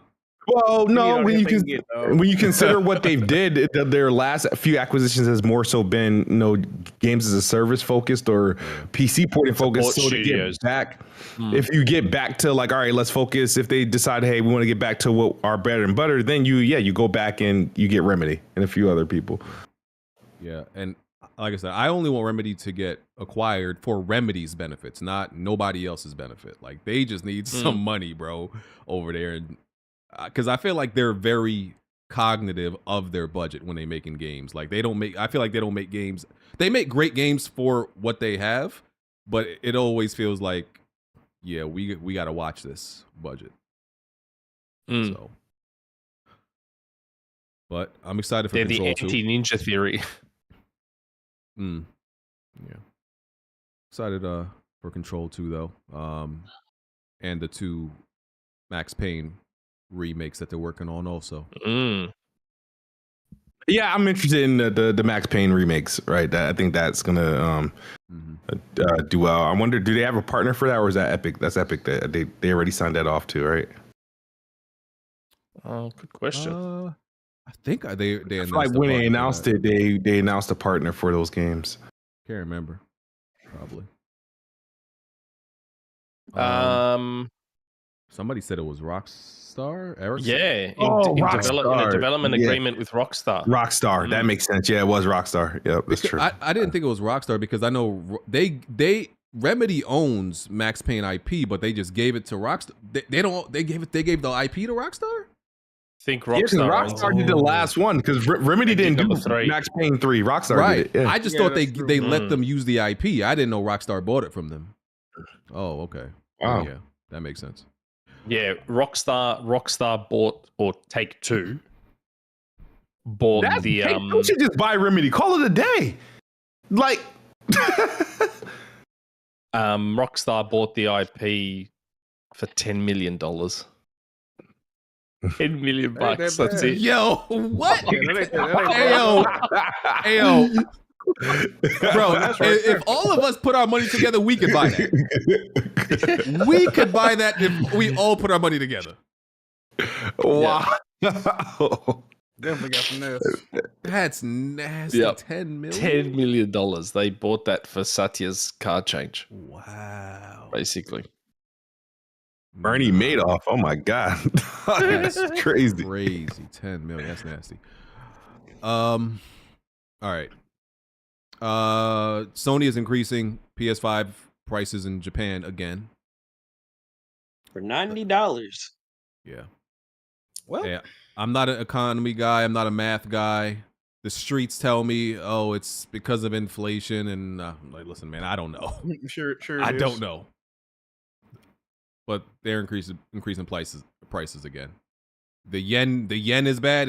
Japan is the yen, right? See how ignorant I sound? I heard the yen is bad and shit is bad. I don't know. That's what I hear. So that sounds about right. Yeah. Like their currency is just not holding its value or something. I don't know, man. But my condolences. I mean, it's not going to help them sell more, but is what it is. I think they just care more about like selling at a profit than anything else. Profit at this point, yeah. Yeah. All right. Expect that PS Plus increase within a year. Mm-hmm. Another one. Wasn't it early? What was it? Early this year they did the last one? Was that March? Yeah, it was earlier. I think it was either earlier this year or late last year. But whatever it was their biggest increase, like because it went up like tenfold, like 40%, if I'm not mistaken. Yeah, for like, and all the tiers increased too. Yeah. I didn't bring this up last podcast, but Activision canceled the Crash Bandicoot Spyro crossover game. Mm-hmm. Yeah, it was Crash Bandicoot 5. It was going to feature a Spyro. We slightly talked about it when you were trashing Sonic again. Oh, okay. Mm-hmm. Well, maybe that's what they're doing now, because Toys for Bob isn't with Activision no more, and they signed off a separate deal with Microsoft. So maybe they're just making that game. That actually makes sense now. Oh yeah, doing like a reboot to that game. No, just the game that they were going to intentionally make. I'm assuming it got canceled under Activision. When the deal closed, they broke off from Activision and Microsoft and became independent, and then signed a separate deal with Microsoft to work on their next game, which could be the game that they got canceled, which was Crash 5, essentially. I'm not mad at this idea because I don't know, in my head I picture it playing something like, or looking something like Banjo-Kazooie, which, you know, some of the fans still want, but like Spyro, I guess, on Crash's back paws, and like maybe gives them the ability to fly, and they have combined powers. You know, they combine their powers, I guess, or something like that. So I think Nick, Spyro 4 is what Toys for Bob are working on. Oh, okay. Yeah, that might be a gem. That might be a gem. So you still want another Banjo game? You still want Me? Fuck yeah! Oh man! Oh my god, yes! Oh my god, yes! I want a Banjo remaster of the first game, and then I want a new game. Because Microsoft needs something. Nintendo's got Mario, Sony's got Astro. Microsoft needs something. The most you'll get is Banjo-Kazooie being in Smash Brothers. I mean, there's always Psychonauts 3, but they need a game that they're not going to port to PlayStation, right? But Psychonauts has potential, man. I think Psychonauts 2 was awesome. I love that game. I just don't think Banjo's already Psychonauts got a is name, appealing. though. Banjo's already Psychonauts got is a name. appealing as a franchise. We say that again? I don't think Psychonauts is appealing as a franchise, and I say this as somebody that loved Psychonauts 1 and 2. Something about that game, whenever you just present it to people, they just immediately lose interest just based off how it looks. I think it's the characters because I haven't played the game. So are they just stitched up dolls? No, what are they? They've kind of got that Tim Burton thing going on. Yeah, but they're just wacky creatures. I think that's kind of Essentially. like what stops the marketability of it. You know, you can advertise a Banjo, you could advertise an Astrobot because of how it just aesthetically looks. Not Little Nightmares, but yeah, that game I was like talking that. about. Like that Invader Zim aesthetic. Oh yeah. I mean, but do you really need you don't really need a cute mascot anymore. So I don't know. Astro says otherwise. Astro says otherwise. I mean, Like, yeah, PlayStation fans don't like those anymore. man, listen, all I know is I'm still seeing the people every other day. There is a different account on Twitter crying and weeping about the grave of Japan Studios. And I'm like, yo, Jack, the way they crying, this game got better sell insane amounts. Because they are just crying every other day. They It could be they just like the games. Or at least Wait, BG, what do you specific got, games, not all the Astrobot? games. What do you got Astrobot sales coming in at? Maybe question. 1 week. Are we talking about 1 week? Look, MPD or so. okay, look, Give it a month. I'll do 1 full week, right? I think in 1 full week, the way people are grieving and crying about Japan Studios when Asobi is really just the reincarnation of Japan Studios, and their new IP Astrobot is in the same vein of what they made. If with all that talking y'all doing, I don't see why this shouldn't sell like 2 million in 1 week. The way y'all talk. Oh wait, God of War did like 3 million or something, right? I don't think I definitely did. No, that I was think it's going to the be first God of War, second one. Oh, The first one. It did like that in like 3 days. Yeah. Yeah, so I listen. I'm just saying the way they talk about Astrobot is not doing that in the first I'm week saying of its release. it think should. it does. God, I no. think it does. I think anywhere somewhere between 700K to a million first week. You know, with a accompanying score of like a 90 Metacritic. Worldwide? I think. Worldwide? In that, however they count those sales when they do those numbers, I think I think about for PlayStation 5, the games haven't been doing what PS4 games have been doing during those peaks, so like with Spider-Man and God of War, but I think it'll do good enough for the PlayStation 5, and I think 700K to a million is a good number in a week. Nah, not for Astrobot, bro. I mean, the first Astrobot was free, the pack-in. Yes. So the first one was a VR game. Oh, but the most popular one. Yeah. Astro, So a rescue mission. Yeah. I mean, what are you guys thinking? What PlayStation? How many PlayStations are we at You right see, now? this is 56 million or something? 60. See, come on, man. But a game like Ratchet and Clank only did like 2 million, right? So it's but that was at launch. Overall, that was, that was at launch. That was in 2021. That's what I'm saying. So that's why with people losing their mind over Japan studios and PlayStation being at 60 million, I don't think 2 million. I don't think that should be crazy. No, I don't think it is either. I think that's a fair. Yeah. That's about 2 M's. I don't know. Maybe I'm the idiot. I actually think 5's possible. I don't think that's. Oh, that'd be crazy if they did. But then I'm super like pumped for it, so maybe I'm just getting carried away. I do think people are definitely excited for it. It's but I just don't know. It looks amazing. How I just don't know how it. It do look good. It looks good. How people show up for it. People don't like when I say this, but I still think the free game on PS5 is the best game on PS5. Agreed. I'm not mad. I said that too. I'm not mad. When I said that, people looked at me like I was crazy. Yeah. I think it's the best game on PlayStation 5. It don't have a lot of stiff competition if you think about it. I definitely next gen on the PS5 begins and ends with Astrobot. I'm sorry, Jack. Oh gosh. Yeah. Hey man, Returnal one of them ones though, man. Y'all got to put some respect on Returnal though. God. And Astrobot is the only positive like PlayStation thing to come out this year, ain't it? Besides Helldivers 2. Yeah, that's it. Yeah. You want to know what's so hard about Astrobot, Jack? Because remember when we were first talking about this, when the PS5 was coming out, it was you, me, and BG. We were discussing just the success of what future Astrobot titles would be, because you and I didn't think that this game could be successful, because we assumed that 3 to 4 years within the PS5 that, the PS5 would finally start to get games and it would just be hit to hit, back to back, like Knack 2. Yeah, but now we're kind of in a situation. We're kind of in a situation to where Astrobot just kind of has all the shine in the world. So if this game doesn't do, man, they got a chip in field goal, man. They at the end of the game, they hit this little 20-yarder, man. They win, bro. They ain't got too much. So this is the perfect my only time worry for though Astrobot to come out. I have one concern about this game is that I hope they haven't bloated it.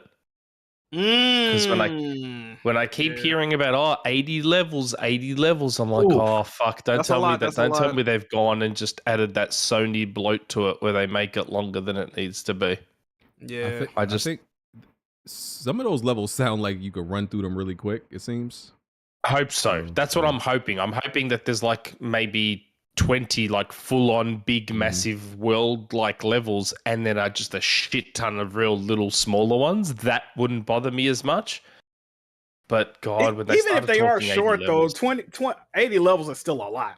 You know what I mean? That ain't That's my only concern. I don't think what the scores, and I think they come out on the 5th. I do think the scores the day before will help a little bit. If this game, I don't know, gets a whole bunch of 9s and even 10s, which the previews kind of make it sound like that, but you never know with the previews. I think that'll definitely help it too. The sales and all that. 93. So we got Metacritic predictions or what? I got 89. 93. I got 91. 93. Ooh. 93. I'm in the 90s. I'm in the high I'm gonna say 80s. 90. I'm gonna say 90. Ooh, 91 cents. I'm gonna say 92 since nobody else say it. 92. Yeah. And it's a shoe in to get 90. I feel like it's a shoe in to get 90. BG. You have to understand, the first game was almost flawless. It was. I wouldn't say that. What I said about that game at the start was that to me, the game itself almost felt. The only way I could describe it was that it almost felt handcrafted. It was so well put together. Love letter to game. It was just. Oh yeah. If it gets that Jack in the review, it's over. Oh yes, sir. I mean, where I do give Astrobot the most credit for is for the the PlayStation control integration. Because I tell people all the time when it comes to the other PlayStation games, bro. I ain't gonna lie to you. Sometimes sometimes I just turn the shit off. Astrobot is the only game this entire generation where I'm like, all that haptic feedback and the features on the controller, I'm using it. That's because you don't have a soul, BG. It's different, bro. Maybe. Yeah, but every other game, when it comes to the DualSense, I'm like, I don't care what it's doing. I don't. BG listening to podcasts while playing rhythm games, like he's not normal. He's not human. That's what I be telling him, bro. Yeah, he turns the music off. Mental illness. So and we'll see. I can't wait. Yeah, I can't wait. And the way they're handling this game in particular, it feels like some PlayStation is kind of like nurturing to be in a mascot position. The fact that they've tiled it as Astrobot, the fact that it's coming out such a short time between reveal to release date, it feels like they're really propping this game up to they're doubling down on it. Oh, and it's not full price. How much? It's 50, right? It's 60, right? 60. Oh, okay. Oh, all right. Old full price. Yes, it's not premium price. It's still full price though. Yeah. All right. Yeah. We'll see what. Are you guys interested in some semi-breaking news? Yes, Let's sir. go. Other than Bond and Solid Revs videos. So the Tony Hawk social media account updated their banner with a Tony Hawk's 25th anniversary logo. So I saw everyone's that. getting very excited. So new game. And well, I don't know, because I know, like we had mentioned on our show a while back, we had Rand on, and both Rand and I had heard a while back that Microsoft was looking to bring back Tony Hawk as soon as the ABK deal was done. They were looking to start bringing back Tony Hawk, so this could be the start of that. Okay, well, like, I don't know what. Bring it back as in what? Like previous games, or Well, I was just about to say, I don't know what form that takes, the bringing back takes. I don't know if it's a new game. I don't know if it's remasters. I don't know.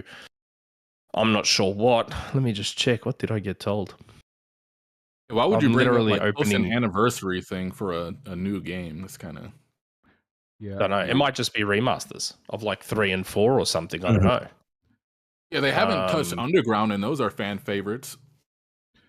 Yeah, Underground's pretty good too. And also, do you have any information? Remember that rumor that regarding like the Transformers games by High Moon Studios that they had like lost the source code? Do you know if that, because I would forgive Microsoft for a lot of transgressions if they actually did something with those with back. the War for Cybertron, Fall of Cybertron. I will forgive them for a few things.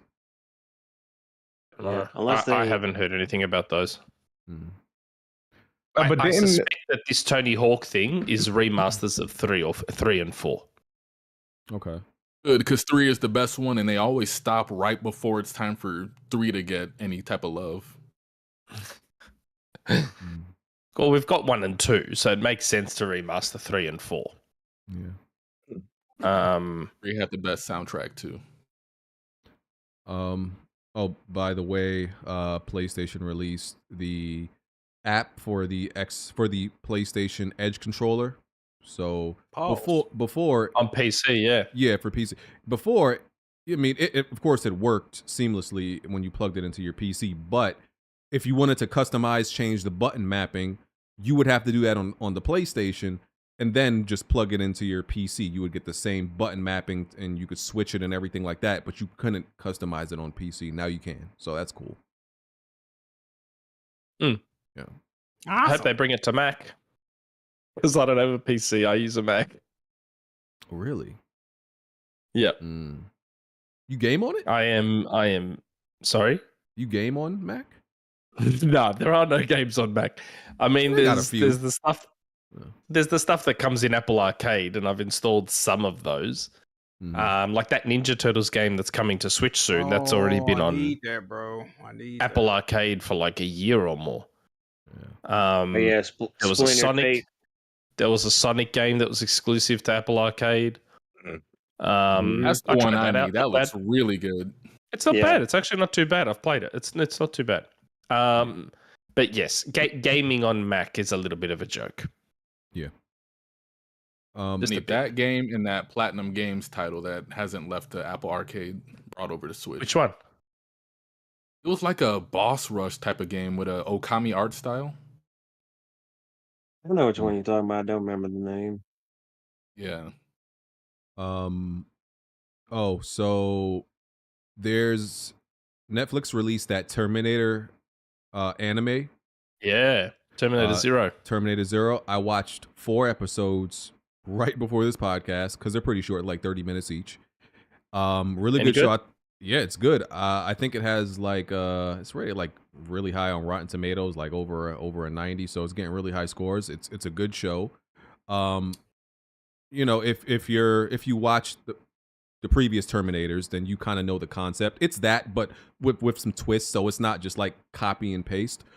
And the animation is really good. And I'm looking at this, I'm like, yeah, this is another reason why when we talk about like the whole PlayStation, God of War, or Horizon, animated.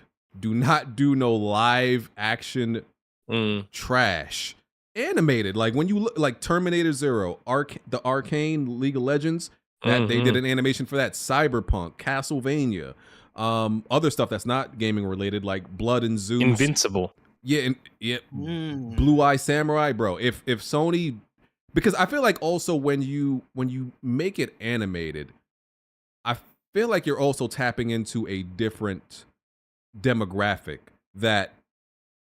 I feel like there's a demographic that just specifically likes things in those art styles, those shows in those art styles, where they may not necessarily know what it's about, but they see it and what it looks like, and they're like, okay, this looks like to be in the type of shit that I like to watch. So I think it would behoove them to do that, bro. Plus, with the budget of live action would be insane for either one of those. Make it make it animated, bro. Please. Can I ask you a question? Yeah. Are you also sick to death of Disney making everything live action? I think because the latest thing is Snow White and then Lion King 2, the prequel. It feels some of them when they first started doing it, I'm like, okay, that's gonna be great in live action. But some of the other ones, like they got the CGI dwarfs. I'm like, all right, I'm good.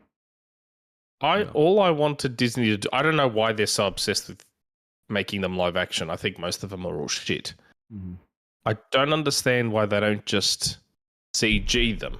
So bring them back and make them CG in the same vein as Tangled and Frozen. And like, imagine Aladdin, but that similar art style in CG.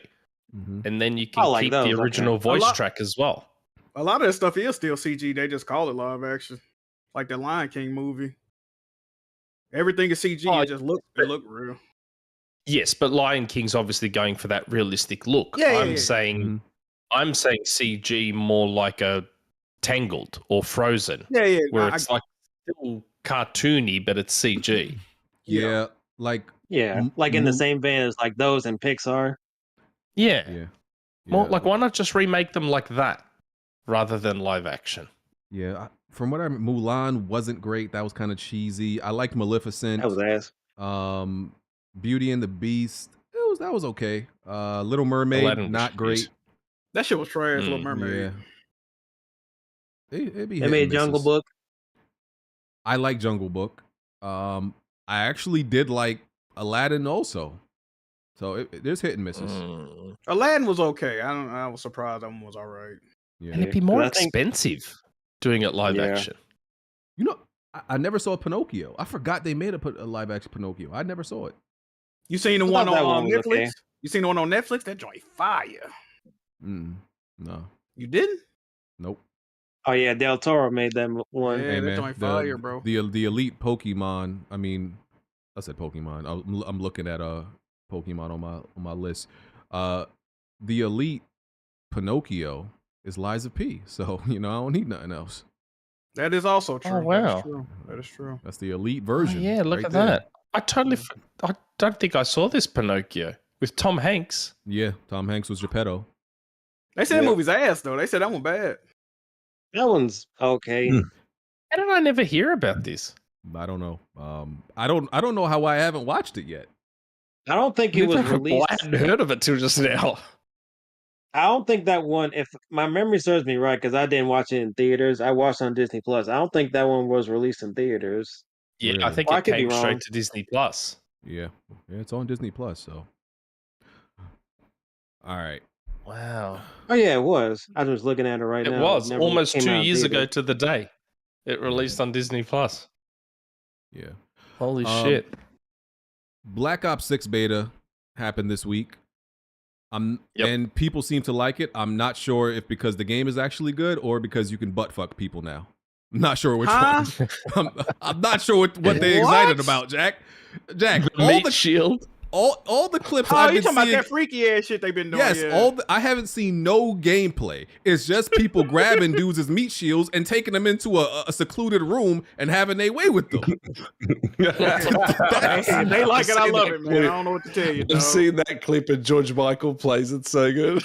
It's sick. Like, this is why you can't give gamers nothing. You give gamers any new mechanic, they'll find the most debaucherous, like, degenerate shit to do with it. Gamers are horrible people. It's like, remember when you could draw in Nintendo? I forgot what that shit was. And all they started drawing, you could they draw flip note dicks. Dicks. Just draw dicks all day. That's like, we don't so deserve true. things. We don't deserve things, bro. It's so true. So yeah, I haven't played it. The clips are funny. Dudes are absolutely violating each other on there, just grabbing each other as meat shields and taunting them. And yeah, it goes all the way back, doesn't it? What we can voice chat. Oh, here comes there's the proximity racism and chat? the homophobia. There's proximity chat. So like, yeah, you can hear the dude whisper in your ear while he grabs you up and violates you.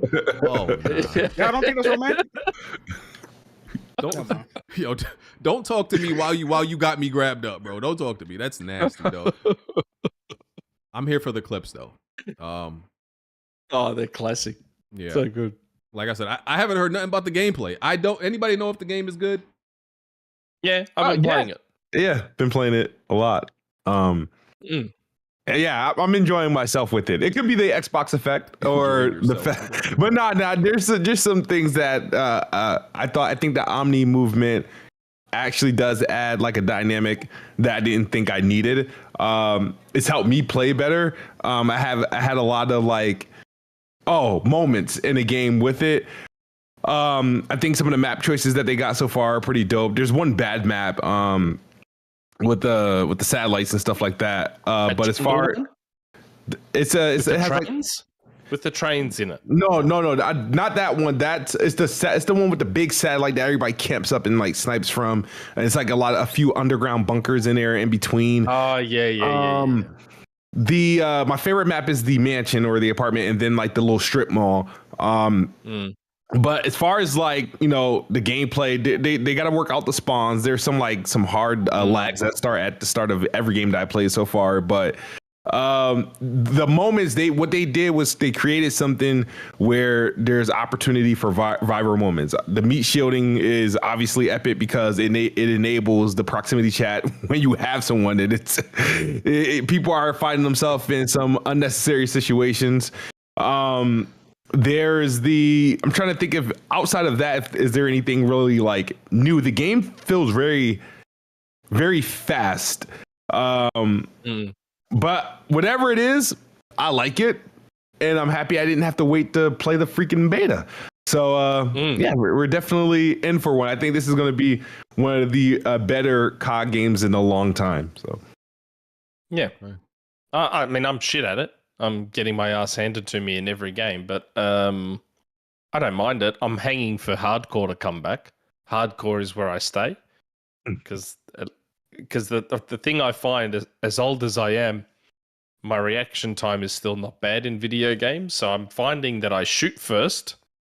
I just don't kill people for some fucking reason. So that's why I play hardcore, because at least I know that if I shoot first, they're going to die. Yeah, the maps are okay so far. They're not too bad. But yeah, the game is relatively fun. It's funny you mentioned the Xbox effects move, because I was actually going to make a joke yesterday on our show about how I found the graphics aren't that great in this game. So I was going to make a joke about the fact that the first full COD game under Xbox comes out and it doesn't look that great. but maybe the campaign will look a lot nicer. I don't know.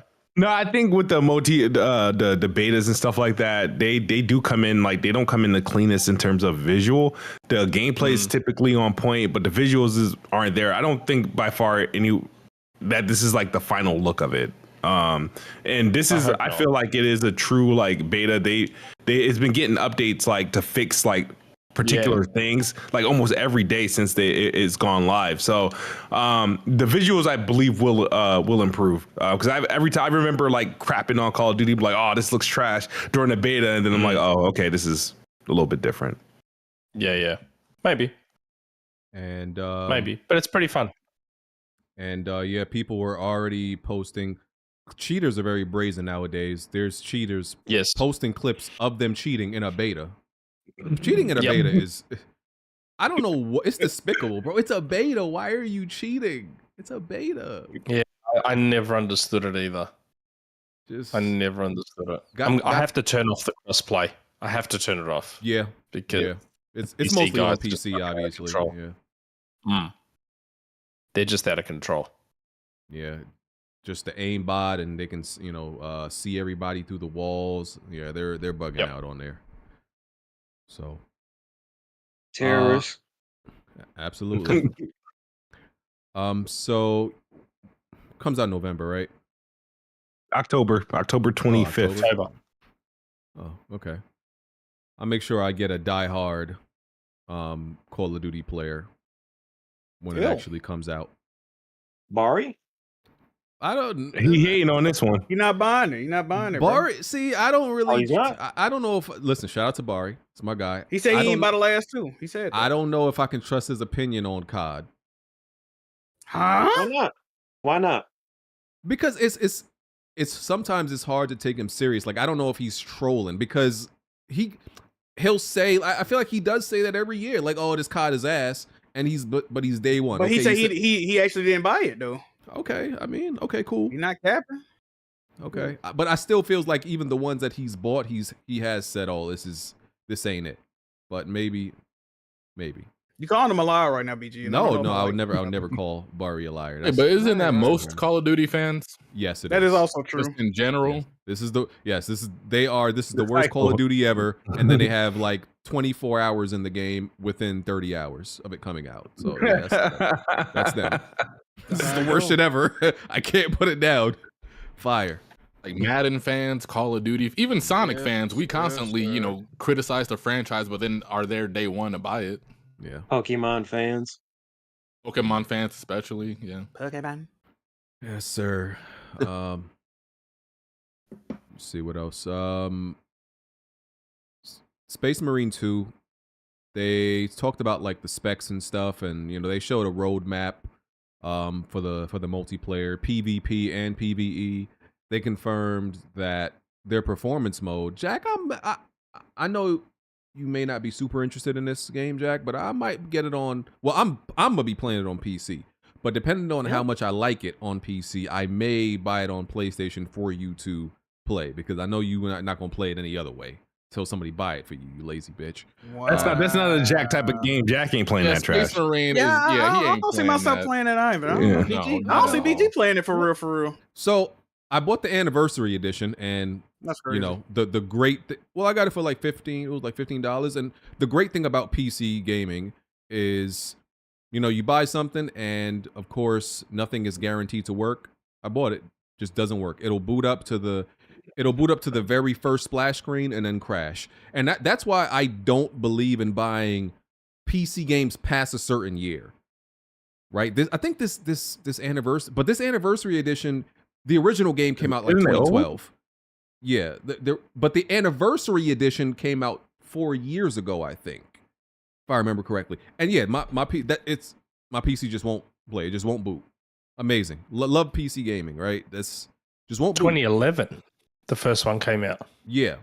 And then the anniversary edition, they re-released it on PC. I got the anniversary edition. Shit just won't play on my PC. Just won't work. Flat out. So I wanted to play the first one to like kind of see what the story was and everything that happened. I'll have to watch it on YouTube, I guess. It was on are you sure you don't have it on? Do you still have your PlayStation 3? No. Okay, because it was part of PlayStation Plus. They gave it away with PlayStation Plus on PS3. That's how I got it. That's how I got it too. Yeah. Wait, and I still have my PS3 set up. Wait, Jack, if you have it, if you have it downloaded, can't I just play it? Yeah, the original PS3 one, yeah, but it's only on PS3 though. Oh, it's not on PS4 or 5. Okay. No. Okay. All right. Well, I just gotta play. I just gotta play too. I don't know. Some people think I'm not gonna like it. Listen, I don't like the way y'all talking. Have faith. Like, be positive and optimistic. And I'm gonna like it. Do you like Gears of War? I do. Then you will like Warhammer Space Marine. Okay. BG, you don't go crazy in Gears of War though, right? Like, you'll just play the story and then kind of drop it. Yeah, I really like the story of Gears. And the Space Marine, the Warhammer stories, it ain't that great. Their stories aren't that great, and their games aren't that great. This is probably the most anticipated I've ever seen anyone for a Warhammer game. I think they're just gonna do some good stuff. But yeah, I just love Gears single player. I'll play the multiplayer for a little bit, you know, with people in Discord. But I'm not like a diehard multiplayer Gears player. No. If you enjoy Gears, yeah, then I feel you should enjoy this game. Thank you. You forget the rest of these pessimistic guys like talking about I ain't gonna. I'm just like saying. it. So what is it about Space Marine to where you're willing to jump straight into that multiplayer? But I am not. That is not the reason, sir. Oh yeah, you're a desperate scavenger, BG. I just look at the improvements. I look at Space Marine 1 to Space Marine 2. I've been watching the developer directs. I've been watching the previews. Everybody talk about it. A whole bunch of gameplay. And I'm like, this looks great. So. No, I mean, why is that a straight to multiplayer title, but Gears isn't? I don't like the shotgun focus in Gears. That's that you're either gonna love that or it's gonna turn you off. I hate it. I fucking hate it.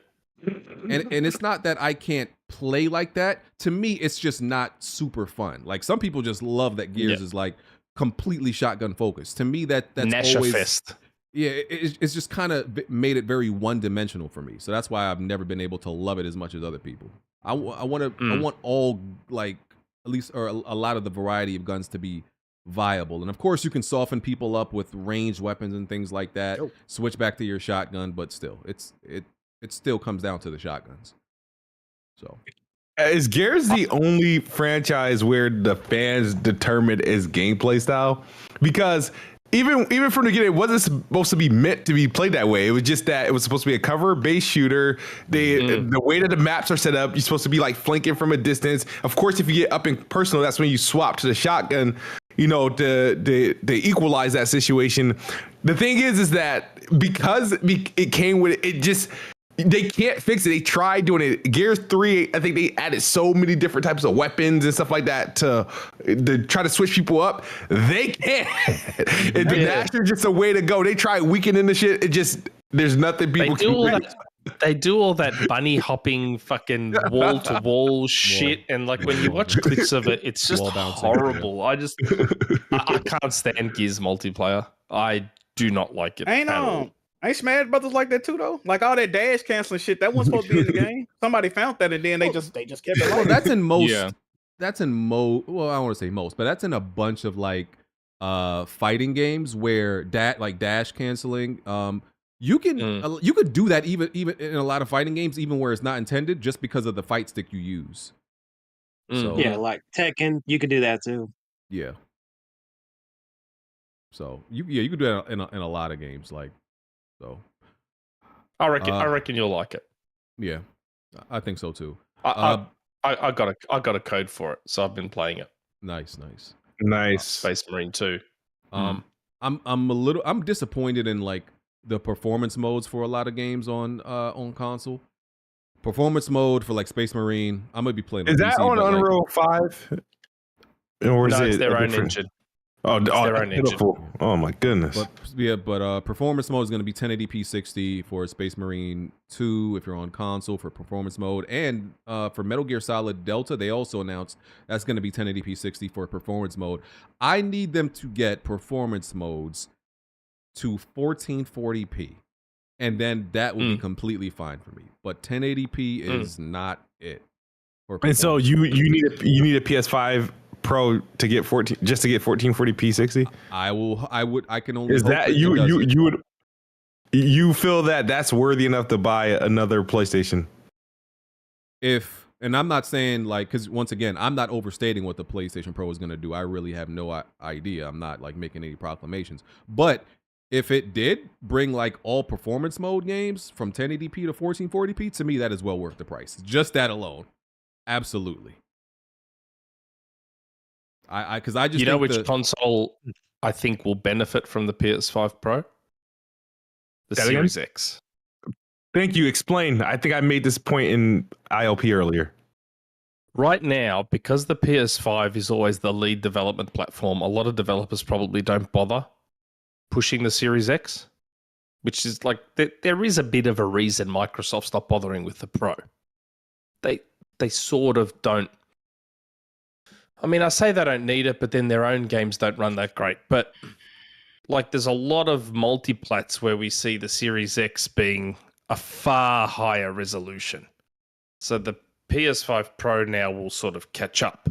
It'll sort of catch up to the resolution that a lot of these multiplats are on Series X. So I look at the fact that it's a 1080 60 performance mode in Space Marine, but for both consoles, which doesn't seem to make any sense. Yeah. The Series X should be higher because it can go higher, which just tells me that the devs aren't really bothering. So I think the PS5 Pro, from that perspective, will help the Series X because now the Series X version should go up with it. But there are certain things I'd love to be able to say right now about that performance mode, but I'm not allowed. Yeah, because they also announced that the Series S isn't going to have a performance mode for Space Marine 2, if I heard that correctly. Yeah. Yeah, which I also find a bit weird. Because it's the same CPU. Yeah. Yeah, so it's just as the Series X. 30. And also there's no cross-play between PlayStation, consoles and PC for Space Marine 2. They said because of fairness, there's across like just any platform you play it on PC, Epic, Steam, that's going to be the player base. It's just going to be PC, but there's no way to play with console players, PC players, which is interesting because the advantage is usually more there if it's a first-person shooter. This is third-person. And they're saying no crossplay. A bunch of these first-person games where PC mouse and keyboard obviously has the bigger advantage, they're still doing crossplay. So I found that decision interesting that they are not doing that. And it's a co-op shooter. Yeah. So you think what the hell? Yeah. I think they should change their mind. I think they might need to change their mind on that. Yeah. It is a bit odd. Yeah. I know they're worried about fairness, but like I don't think you get a huge advantage controller versus mouse and keyboard in this specific game. Right? I don't probably not. Yeah. So we'll see. Shinji Mikami.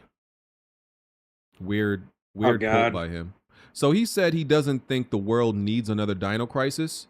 He said that's kind of been nailed down by Monster Hunter in recent years. So he feels Monster Hunter fulfills the need for a Dino Crisis. I don't know what my guy is talking about. Listen, that what makes the no fuck are you sense. talking about, Shinji? Respectfully, you the guy, you the homie. I don't know what the fuck you're talking about. I think That's like just saying Dead Rising shouldn't exist because of Resident Evil. And yet they both exist. I think he's just talking about like at a surface level, like people like killing dinosaurs, and you basically do that in like both games, just one with dragons and one with dinosaurs. But if he said Resident Evil, how would you feel about that quote? That's what I mean. Like, if he said there's no room for Dino Crisis because of Resident Evil, yeah, that would make more sense. That would make more sense. Yeah. Would you agree with all raw statements? I still would disagree with him that you could still make a Dino Crisis, and you should, because I feel like they make games that are similar to each other. Capcom does, and both sell. I don't think one hurts the other. So you could just consider you would just be able to consider Dino Crisis almost like a Resident Evil spinoff. We know it would play the same, but it would be just with dinosaurs. People would buy that. I don't see the issue. They didn't buy Exo Primal. Because it's dog shit. Different thing again, though. Yeah, those are different things again. And even Shinji Mikami even said that in the interview that Exo Primal and Dino Crisis are different type of games. Even though you basically killed dinosaurs in both games, essentially, that he differentiated both of them. That were whooping your ass, yeah. Obviously, one is more horror survival, and of course, I use horror survival loosely when it comes to Resident Evil. People get all particular when you still call it whatever the fuck it is. It's technically horror survival. They just give you a shit ton of bullets, so it's horror less than survival. But you get the point. Like, I would listen. Dino Crisis, that would be a day one because it would just play like Resident Evil except it's dinosaurs. Sound great to me. What's the problem? Bring it back, Shinji. I have to admit though, like I think about how Resident Evil 2 and 4 play the remakes, and how you make it work with dinosaurs that are big, fast, strong, while you're still a little bit slow and cumbersome. Yeah. Like, I know it's not tank controls, but you're still not super agile in Resident Evil 2 and 4. No. 3 a little bit more with the dodge. Yeah. Yeah. And you're dealing with dinosaurs, so I do wonder how they make that work. The environments would have to be different, like definitely a lot bigger. Different. Yeah, it would have to be bigger. They would have to scale that up. And and my assumption, because I've actually, believe it or not, I've never played Dino Crisis, the original. I know I've seen clips where it just looks like the old Resident Evil games with the full-on tank controls, and then the raptors are coming at them, and they're kind of slow and all that sort of stuff. My assumption is that in a remake, a Dino Crisis remake would have to change a lot more than the Resident Evil remakes did. Yeah, agreed. Yeah. So my assumption is you'd have to be able to use the environment more to kill the dinosaurs, and the environments would have to be a lot bigger, so you're not crammed in these little spaces with giant dinosaurs. Your weaponry would have to be more full on. I don't know. I wonder how they make it work is all. Yeah. Yeah. Or if they even plan to do anything with Dino Crisis in the future. They need to, man. Never know. You got any info on when that next state of play, or people are saying it's not going to be a showcase. So yeah, they're all saying state of play. I have actually put the questions out there. I just haven't heard back yet. I have put the questions out there because I feel like people always put out these statements. Oh, there's going to be a state of play. And it's not like they actually, most of them don't know anything. They're just basing that off of last year. Like, oh yeah, it happened last year. September is, I think September is the month they normally do it. Yeah. Sony, I think. So I don't know. I've asked to get any sort of confirmation and what might be there. Haven't heard anything back yet, so I don't know. Yeah. Unfortunately. Star Wars Outlaws came out. BG, the Discord is demanding a super chat break. Oh, all right. My bad. Right after this, Star Wars Outlaws came out. I think that was this week. Smoove, I think you could finally talk about it. I mean, yeah, absolutely. We know you like it. I think it's at like a 60 something on Metacritic. No, it's like 77 or something like that. It's like it's between 70. Yeah, it's high 70s game, and that's where I think it's at. It's like a 75. It's about accurate. I feel like it has a lot of ideas they thrown in this game, but they don't execute it like well. It's just a lot of like oddities that don't make sense. What I do like about the game is that it's stealth heavy. Even though we know it's an open world game, they kind of threw a lot of things at it with the open world concept, the ship battles. Just giving you guys a heads up, if this game would have came out last year, they probably would have used this as a token game to fight Starfield, but it's not as good. But the open world, the ship battles, the space riding, and the traversal, and then the mission structure. Your mission structures are pretty much, heavily stealth based. Some require you to stealth, and others are just really optional. Gameplay to me reminds me of Uncharted meets Control a little bit, and I say that because your K-Vest is like a Han Solo equivalent, but a female. She has her blaster, and that's really the primary weapon, and that's like the service weapon. You can upgrade it many different ways. It have multiple different functions. But that's your primary weapon. Yes, you can pick up other weapons throughout the game, but they're not like stuff you add to your inventory. You just hold on to them until you run out of ammo. And that might be disappointing to some people because there are, other weapons that are, much better than the blaster that you have. There's same thing with like being that it's an open world game, but like you have your speeder, that's your vehicle. You can't like mount any other creatures that you see other people in the universe mounting, or you can't mount other vehicles that exist within the world and that other people are using to traverse. You only got your ship. It's space battle is more so simplified, extremely simplified, so easy to use, easy to learn. It's decent. It's nothing technical about it. But the graphics, like I said, hit or miss. I played in performance mode, and I'll switch every now and then to quality 40 FPS. They do have like the Hellblade mode, the 21:9 that you can do, but it has like absolutely no benefit. It just kind of like puts a black bar on the bottom, and so you could you lose fidelity actually when they do it. But in some cases it does look good. As far as the game itself, is one of those games where I have like fun playing. And if I was a Star Wars fan, I think this is where like the polarizing part comes from. What's the Star Wars show that came out that people hate? It's like Acolyte. Acolyte. So it would be accurate to say Star Wars Outlaws is the Acolyte for the video game, because whatever they did wrong in Acolyte, that's what they did wrong in Outlaws. But as a video game, I like it. But as a story, I think is the game is too Western influence, too Western influence. I feel like when you have like an IP in a universe that doesn't exist within North America, you have space, you have different planets, you're not tied down to any sort of like agendas, or you don't have to follow any script. You can literally make your own fantasy story, and they just kind of went all heavy Western. And that's a turnoff. There are faction systems, which I love and hate at the same time, because it feels like when you're playing Outlaws, when you're playing the main quest, you're playing a main quest that contains story that that works and makes sense.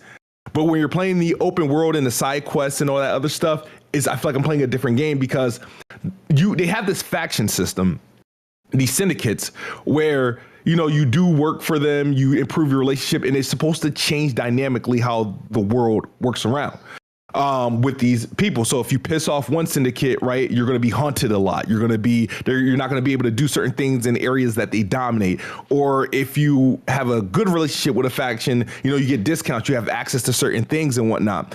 But where it all breaks down is when you're doing a main quest, where for one quest is like you eventually meet leaders of these factions throughout the main story. They all play a part. At one point in the game, I got to the lowest like respect level with one faction, but it was during a time I was in the middle of a quest with the head of that faction, and I feel like I broke the story, because then it makes sense. It's like I have this one person where I have like a good relationship during the story, but outside of this story quest, I have a horrible relationship with the faction. It didn't make any sense. And that happens oftentimes. I feel like the systems that they got isn't cohesive enough. Like, for example, if you could like go through a mission, right, or be in an area where you're not supposed to like steal, right? But if there's nobody around, you'll get caught even though there's nobody around stealing it. But the system has you have like Nix, which is like a little animal that you can send to do things. Now, if you send that animal to do it, or Nix to do it, then it works it works relatively well. It won't break the system. But the thing is, it seems like an afterthought. Like, okay, well, I know I can use Nix, but you also give me the option to do it in a game, and I made sure that the area is clear. Why is it affecting this way? Because the average person is not going to know. You're going to treat the game like a third-person open world game. Like, I'm still this. It's kind of still sounds like Far Cry, Star Wars. Yeah, I mean, it has this, like, there's no, like, liberation in towers you have to clear, stuff like that. It's different enough. Like I said, there is fun to be had with the game. There's like, it's like it does enough things well, but it just doesn't come together well. And I think some people are going to find it and they're going to love it, and then you're going to have some people that's going to find it and hate it. And the thing I hate about open world games, when they do this open world games, is when you get in a mission and then they cut off like areas and start saying you're leaving a mission area. But this game is designed for you to tackle missions multiple ways. Like, it's not like, oh, you only go through this door to start the game. You might have to go up and around the corner to sneak in, or you might have to, do this to get in. It's like, but you'll have in a mission area where that quarter is so small that one wrong turn, you're leaving the mission area. But I say that to say this. Go ahead. No, I was gonna say, listen, if Ubisoft actually starts making games with love and passion again, then they would be killing everybody else. But they make games like they're on an assembly line and just putting pieces together all willy-nilly. So, but yeah, go ahead. No, it's like again, they have some. I think some of the ideas are really good. I don't think they put it all together. Well, a lot of stuff gets old. The missions get very samey. It's very easy to over encumber yourself with like quests, and it get confusing of what's a real quest, what's a side quest, and what's just a task, or what's just like a random world event.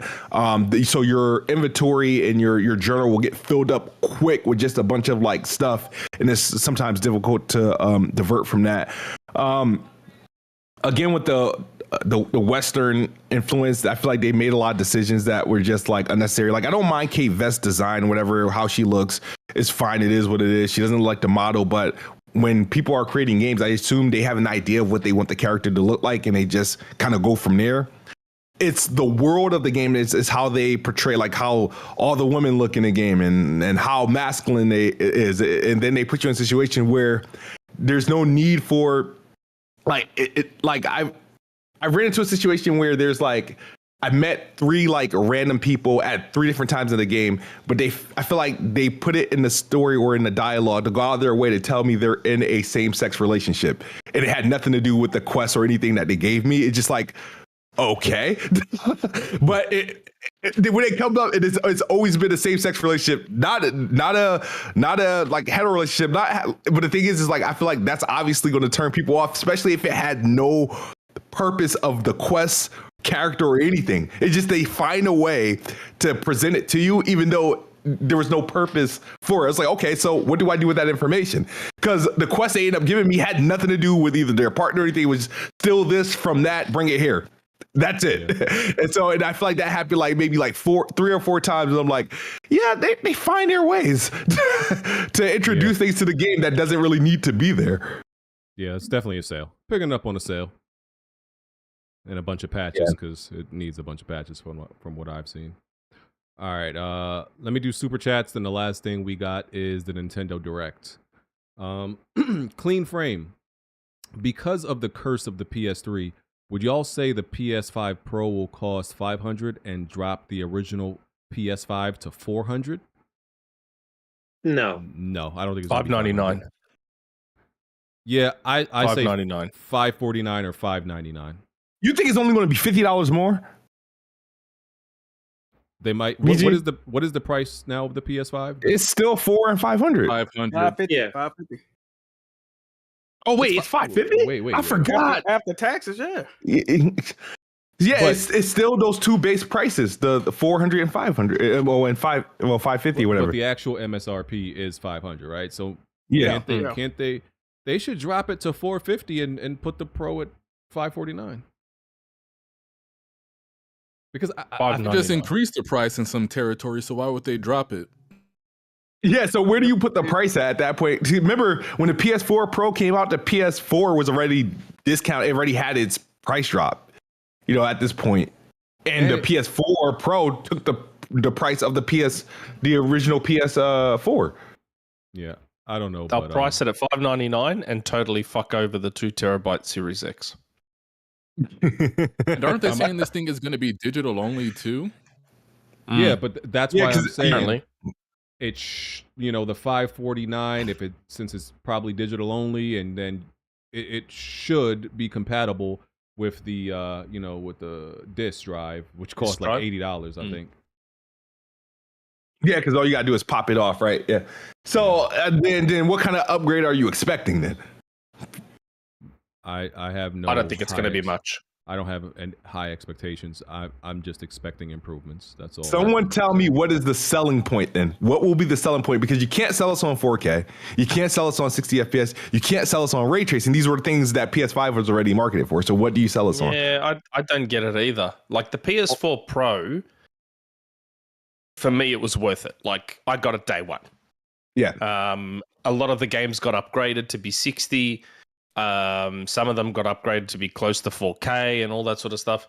I don't know what you'd get here. Everything I play on the PS5 right now is at 60 already.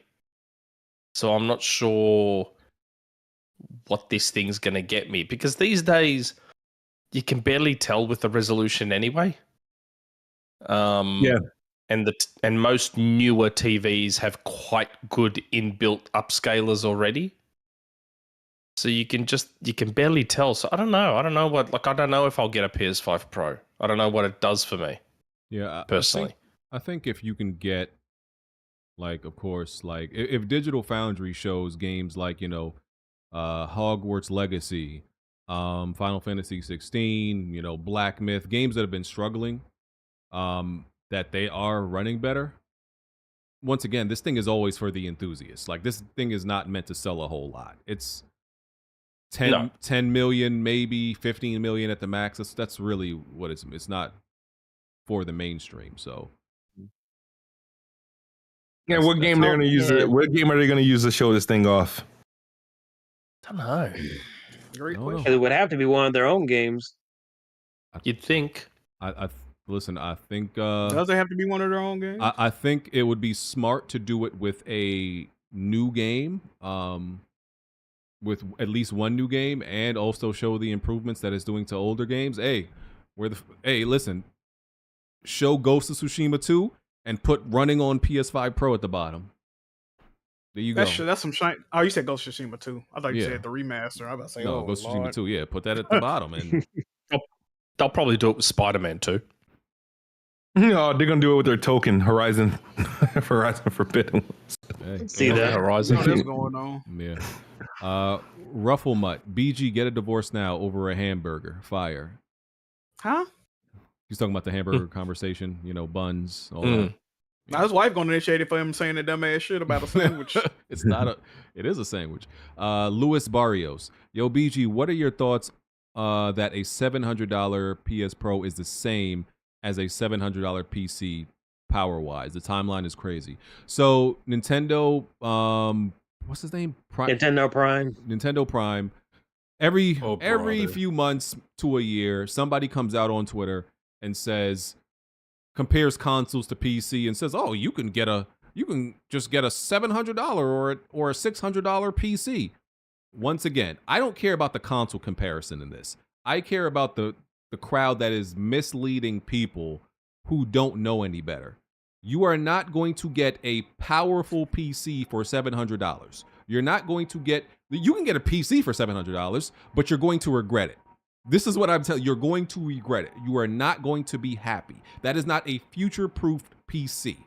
If you want to, put together some bullshit with string, gum, and paper clips, expect gum and paperclip experience. That's what I'm telling you. They like to oversell it to you, and it's so cheap, and you could have this great experience on PC. It's bullshit. Do not listen to them. People come to me all the time and ask me, "Hey BG, I got this amount of money. I want to buy a PC." You know what I tell them? Don't. Dead ass. don't, because you're going to regret it. Then Smoove, didn't you ask me this? Like, if Smoove asked me this, I said, Smoove, do not buy that. I said, wait till you got more money, because what's going to happen anyway is you're going to be like, oh man, I'm on PC and I only paid $700. And then a week later, you're going to be like, oh man, I want to upgrade. Oh man, I gotta turn it down from high to medium. Oh, I gotta play at 1080p. Oh, I gotta turn this down. I gotta turn that down. I gotta turn this on just to make this game run.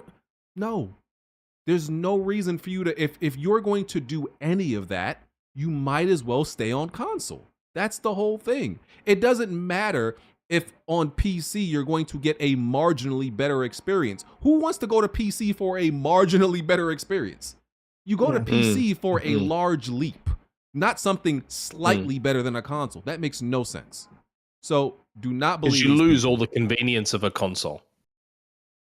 Yeah, exactly. So there's a trade-off. You lose the convenience. So why are you going to lose the convenience just to have something in the same ballpark? It doesn't make any sense. You want to get the full experience if you're going to do it. Not, oh, it's nice. Like, no.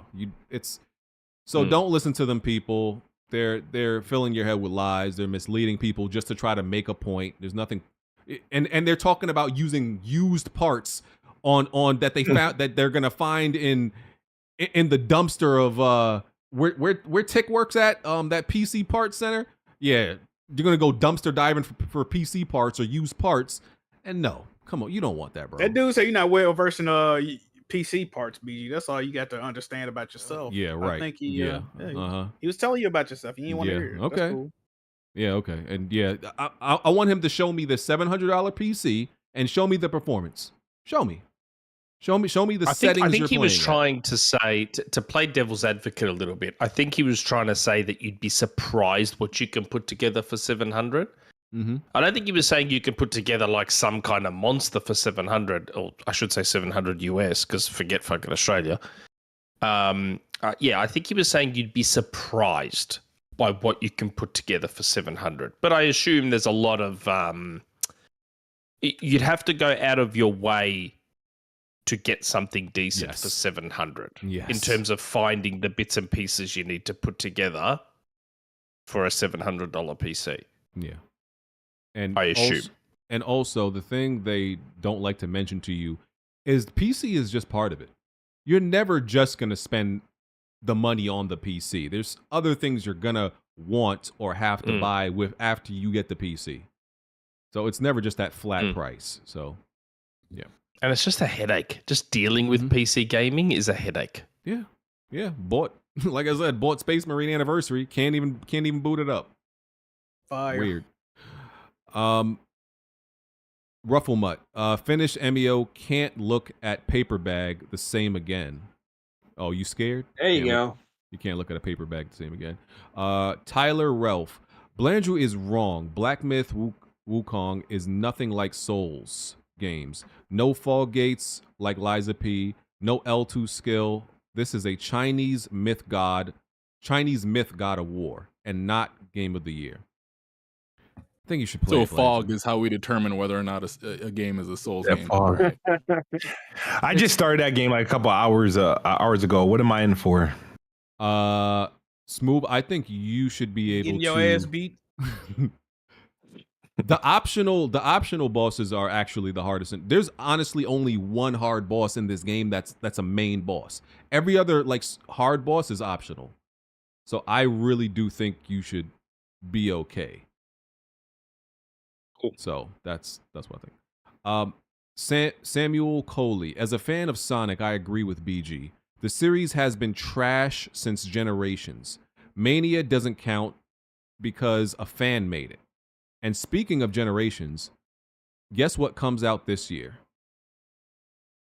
Sonic X Shadow Generations, Sonic baby. X Shadow. Okay. What game? Sonic X Shadow Generations. Yeah. The remake of Generations with Shadow DLC. Mute your mic, guys. For real? That's what it is? Yeah, that's all it is. Oh, wow. Just in time for the new movie. Oh, that game is going to be so good. I need them to bring Sonic Adventure 1 and 2 to modern consoles. How is that not a thing yet? I don't know. They're gonna wait until after closest this you movie. get, the closest you get is Sonic Adventure 1 and 2 on 360, which I think are backwards compatible. Yeah, they are. Yeah, they're on the Series S. But something There you about go, playing Blandy. Sonic games with a Xbox controller just isn't right to me. Oh, and It should be similar to playing with a Sega controller. It's not. And here's just to go back real quick. This is how great PC gaming is, right? Love it, but here's how stupid it is.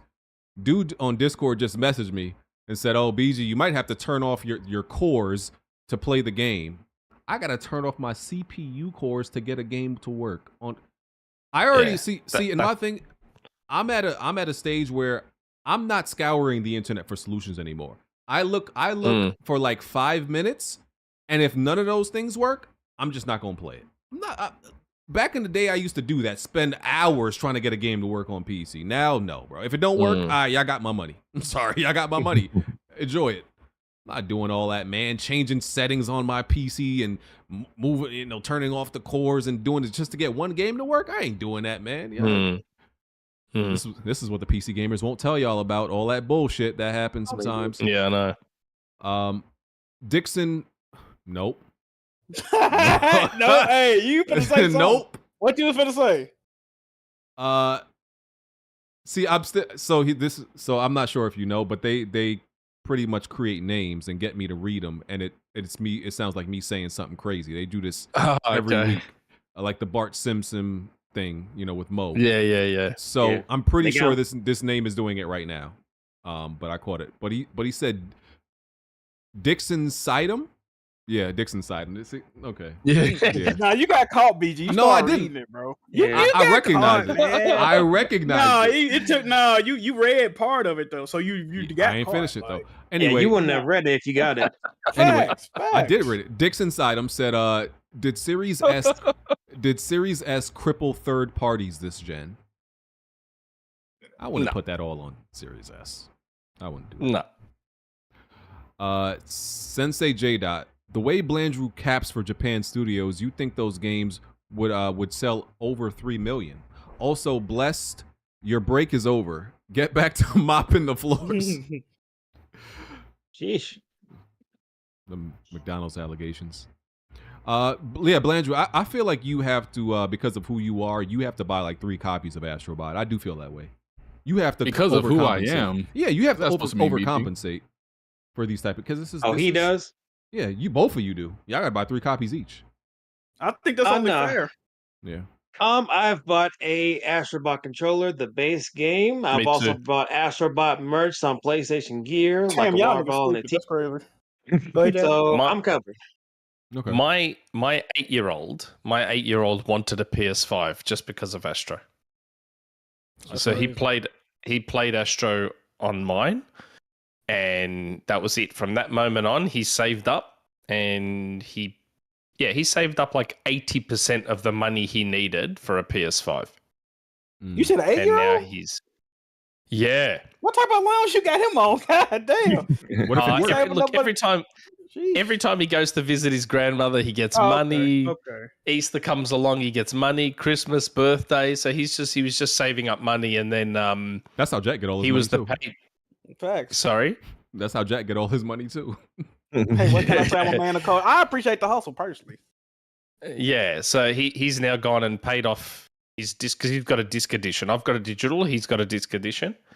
And he's already paid off his copy of Astro. He's just went the other day, paid off his controller because he wants the Astro controller. So earlier when we were talking about needing those sorts of kids games, like I said, Sony got themselves a customer just because of Astro. So my son, the everlasting summer of gaming, also known as the Nintendo Switch. Did y'all? No, I had bought him one, but he never used it. So I got him a Switch years ago. I got him a Series S. He uses the Series S every now and again for stuff like Goat Sim and everything because it's on Game Pass. And for a while there, he was playing Halo Infinite a lot. But now all he does is play Fortnite on his PS5. And he's just waiting for Astro to come out. Very excited for it. Yeah. Clean Frame in 2022, there were 3 Pinocchio movies that released, aka the Pinocchio War of 2022. That's crazy. Wow. Alcoholic Gamer, Fanta Apple plus Crown Apple. Enjoy drinks on me. Thank I you, heard that Fanta Alcoholic Apple Gamer. is horrible. Drinks on me. Thank you. Cuddy Wuddy the Tugger. Thank you, BG, for doing this show with no complaints. I feel like that's a reference to something. I'm not sure what though. I know who you're talking about. I think I know what he's talking about. Who else? Cuddy Wuddy the Tugger. Yeah. Oh man. GT Bato, on the Remedy discussion earlier, would it be crazy to say Remedy feels like a Western version of Kojima Studios? Yeah. Maybe you could argue that. Maybe. A Remedy is like Kojima? There's some weird shit in Alan Wake and Control and in the way they make their games, I could like very weird in very weird ways in the weird stories, the sci-fi shit. I can see that. Yeah, I guess I see it that way. Maybe. But Kojima will never be hurting for money. That's the big. They'll listen. They giving Kojima whatever he asked for. They literally handed him over engines. That I still find that nasty. When he was talking to PlayStation before, I think that was before Death Stranding, and they literally like gave him a tour guide of all their engines and like, oh, have any engine you which want. one do you Kojima. want? I was like, oh my god, can y'all get off y'all knees? He got clout. Didn't they give him a blank check too? Probably. I was like, oh my god, PlayStation, get off y'all knees, please. Y'all embarrassing yourselves. Just looking nasty out here for this man. Sensei J. Smoove, please stream Black Myth Wukong. And this is another guy trying to get me. Jax Large Anus. He said, I don't think he was trying to get you. I just think he wanted that to be his name. Yeah. Yeah, he's trying to. That was a shot at Jack. And he He said, tries to be the deeper side of me, ain't he? Yeah, shout out to Metaphor coming out soon. Refantasio, yes sir. All right, those are all the super Metaphor chats. is the other Persona type game, right? Yeah. Yes. Yes. Speaking of which, Jack, I wanted to ask you about the PlayStation Portal because I've been traveling a whole lot this year, and there's some games on the PlayStation that I want to play, but I won't be around to play them. Is the PS Portal worth investing in?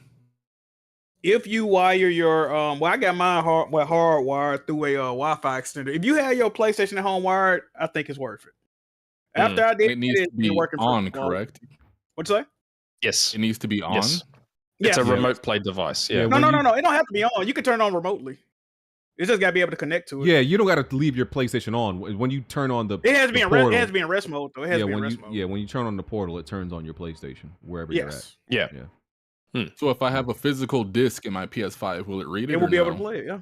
Yeah. It acts just like your phone does now if you use the remote play app. Yeah. I've been using my portal a lot with Steam World Heist 2, bro. I've been playing it like crazy on that joint, bro. Like I ain't gonna even lie. It's definitely worth it. How you liking that game, Jack? It's amazing. Perfection. Great. All right. Fantastic. If I knew for sure that the Portal would work on the PS6, I'd get one right now. Mm-hmm. No guarantee. But it's a lot of money to spend. It's a lot of money to spend on something that might only work on PS5. Yeah, that's true. That's true. Because they're probably gonna be out of town for Astrobot and Metaphor. Bro, we need a native one, bro. They're gonna make a native one. The worst thing about the Portal is that it's remote play. That's the worst thing. It's fucking great, bro. Like, hey, hold on, Jack. We don't need a native Portal, bro. Yeah, I know, right? All right, you got VR. We don't need handheld gaming over here. Nintendo Indie Direct. Jack and Blandrew, do y'all want to take over? I mean, I actually did watch it. Okay, so Tetris Forever and NES Tetris. Oh shit, I had the video playing. I don't know if you have any comments on that. Partner showcase. Star Overdrive. Blander. No thoughts on this one, Star Overdrive? No, there's specific titles that I enjoy, but I think that game was like the open world game where they were kind of free flowing through it. That looked pretty cool. Yeah, he was like surfing through sand. I thought it was decent looking. It reminded me of Hi-Fi Rush a little bit. That's the way it was looking. Goat Yeah, Simulator 3. PC gamer, weird hype beast game. Yeah, BG, those are games for your type of gamer. SpongeBob, the Patrick Star game. Star game, yeah. I can't say what I want to say about this game. I might get canceled. This looks on the concept of it. It looks interesting because it's a physics-based sandbox game where you're just roaming around playing as Patrick. So it might be interesting. I could tell they marketing this game towards a certain demographic. Are you calling? Are you saying it's like Spectrum, a Spectrum game? Listen, the people that Patrick, one of my favorite characters on SpongeBob, but they market this game towards people that actually act like Patrick in real life, like drooling, living under a rock, like no, I can't. Like some bullshit personally, but if you like it's just like a destruction type of game, right? I didn't look too heavy into it. Like a sandbox. I don't know what the fuck you supposed to be. It's like just some stupid stuff you can just like a busy work type game, like Fitness Boxing 3. Fire. Yeah, it looks cool. It comes out in December, but I won't be checking it out. I might just pick up the Hatsune Miku one instead. You could change your boxing structure, BG. What do you think about that? Listen, I like. And you can change the hairstyle. Yeah, they got a Fist of the North Star one too, BG. You need that, BG. We've seen you, brother. You getting up there, brother. Look at me. I look great. What are you talking about? Yeah. Come on, I saw that. Surely you guys are excited for Plucky Squire. Oh, Yeah. Fire. Plucky Square coming everywhere, right? Squire. Yeah. Yes. Plucky Squire is fucking sick. What'd you say? Looks Plucky great. Square? What'd you say? Squire? Plucky Squire. Yeah, Squire. Square. It's coming everywhere though, right? Hey, pause. Yes. Yeah, I was told he wanted coming all over. That's crazy. Yo, y'all are sick. I was told the physical release is sometime early 2025, so I may just hold out for that. Who doing that? Limited run? Who doing that? No, they're not doing that. It's Devolver. Oh, no? I didn't see Limited Run Games post about it, so it'll be at least. No, they're doing. You don't have to wait like 2-3 years. Capcom Fighting Collection 2. I did not expect them to announce this second one before the first one even. Yeah, comes I thought that out. was the one they had just announced. That's some new shit, huh? No, the first one was with the Darkstalkers collection. That's what that was. Yes. This I think one, you're getting mixed up with the Marvel vs. Capcom collection. Right. Oh yeah. So this is gonna have Capcom versus SNK, Power Stone, amazing.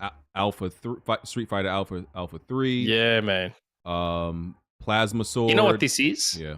They didn't name it that way, but you know what this one is and why this is the one I want? This is the Dreamcast Fighting Collection. Yeah. Yep. Mm-hmm. This is literally just the Dreamcast Capcom Fighting Collection. That's all this is. Yeah. And it's fucking amazing. And they got Rival Schools 2 on there, aka Project Justice.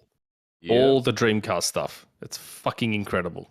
Can't wait. And those games especially are like super rare. Like if you wanted to buy the physical Dreamcast copies of those games, you're spending upwards of $200 to $300 for a copy of like Project Justice alone.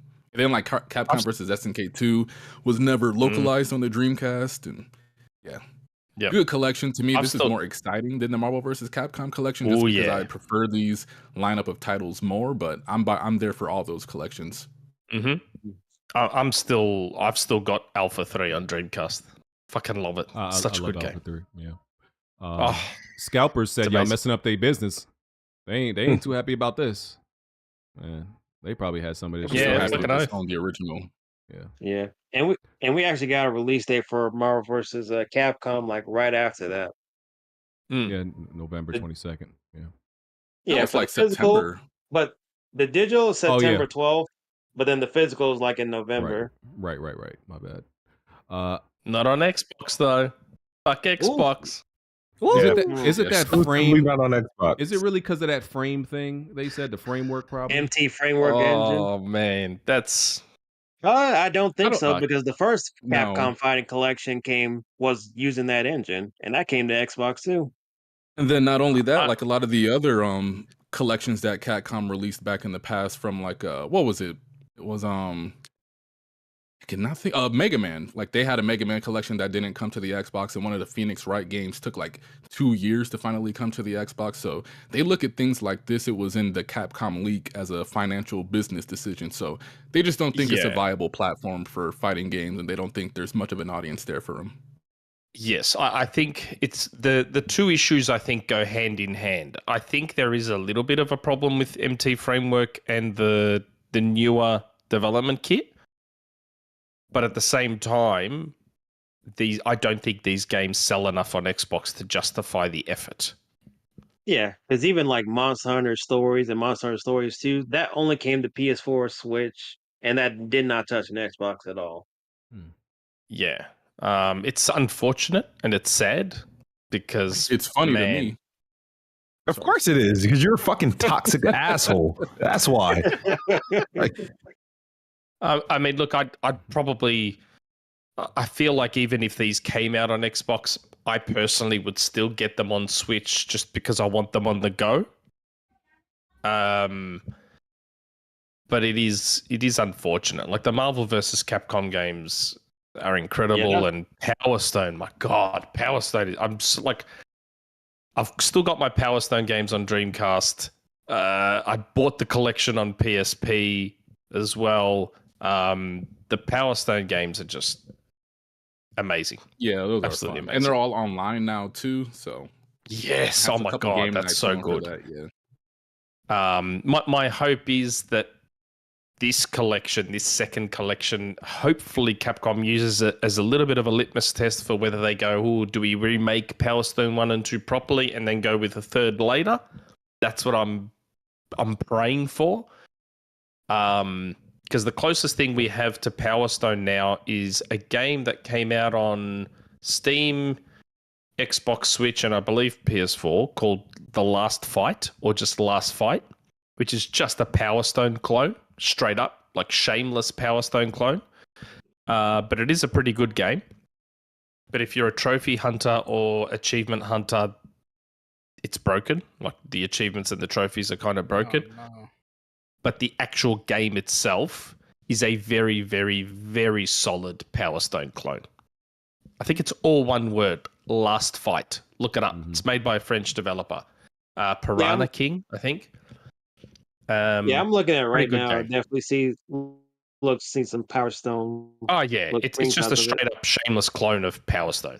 But it's the closest thing we're going to get outside of now this collection coming. Very, very excited for this. Very excited. Altair Umia. Tellier. Oh, excuse me. It's that alchemy RPG from Koei Tecmo. It's the one that a lot of people like thirst for because that the main character is like hips. Atelier Riza. Yeah. I'm up to that part of the trailer now. Big boobs. Everyone likes their big boobs. Yeah, they get excited for those. Suikoden 1 and 2 remaster. Yes, sir. I'm looking forward to that one. We finally got a release date, I believe, for beginning of 2025. March 6th. Yeah. Oh, yeah, early 2025. Was Suikoden 1 always part of that, that whole plan? I feel like I'm just now hearing about that. I always thought it was just part 2. I don't remember because they announced it so long ago. Yeah. Dragon Quest 3 HD 2D remake, November 14th this year. Yep, and the fire thing they announced about this was like they had a new class called the Monster Wrangler, where like one of your party members can actually use moves of monsters in combat. So that's pretty cool. Okay. I look forward to it. Castlevania Dominus Collection.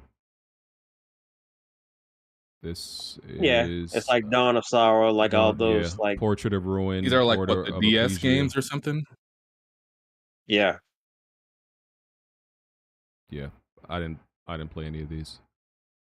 Yeah, not too big into the Castlevanias, but I'll definitely check it out at some point. I still got to get through the first collection and then the Game Boy collection, and then I got to make my way to that. Yeah, and they shadow drop those too. Mm-hmm.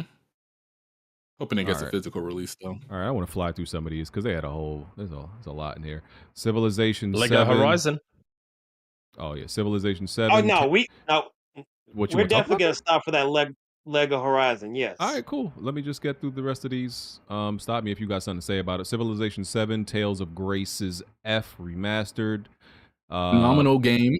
It's one of my favorite Tales games next to Tales of the Abyss and Tales of, what was it? Symphonia? Oh no. No, Tales of Symphonia. This is more of a classical Tales game from the PS3. One of the only games I enjoyed on that console. I would highly recommend it to anybody if you're a fan of action RPGs. Great game. Check it out. My Sims Cozy Bundle, Five Nights at Freddy's. Hold on, wait. You ain't gonna stop for My Sims? Jazzy, you were kind of hyped for that, right? Yeah, I was looking forward to it because I kind of wanted a Sims game, and I figured that My Sims would be the perfect game for it than a regular My Sims. But I don't know if this is an actual remaster or just bundling the Wii games as like one retro collection because it's like $40. But we'll see further down the line because it comes out in November, I think. Something like that. I look forward to it. Five Nights at Freddy's, Rune Factory, Yakuza Kiwami. Rune Factory is another phenomenal game. I was just playing Rune Factory 3 Special while I was out of town and having a blast with that. Rune Factory 4 Special is one of the best games I've played on the 3DS and the Nintendo Switch. The 3D titles for this series has kind of been not the best, but I'm hoping that they can get it right with this title because I will be there day one for it. Okay. Yeah, I'll check it out. It actually looks very good when they introduced that game during the Direct. Oh yeah, very buttery.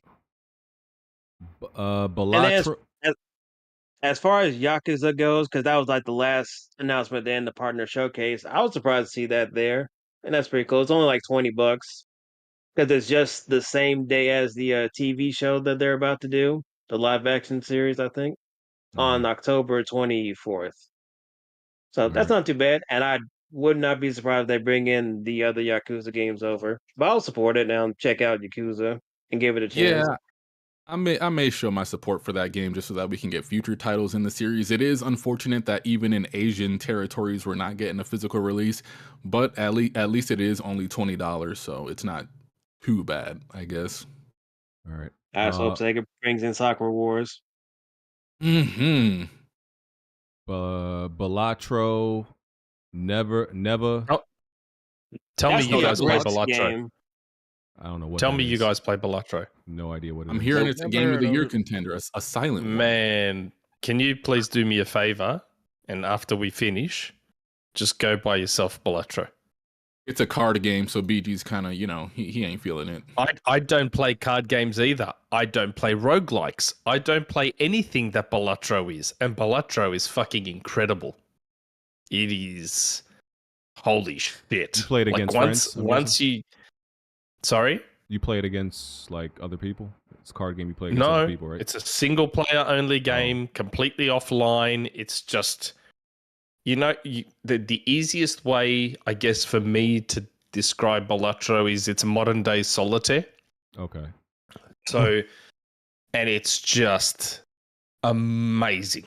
I'd be surprised if it's not there as the token indie for Game of the Year at the Game Awards. I'd be surprised if it's not there. It is just unbelievable. Once it clicks with you and you realize what you're supposed to be doing and that's it, you lose hours and hours and hours. It's only a cheap game. It's not an expensive game. Just please do me a favor and buy it. It's so fucking good. It is so good. Never. That's made by the Crystal developers, and it actually got a release date for October 14th or 15th. Looks stunning.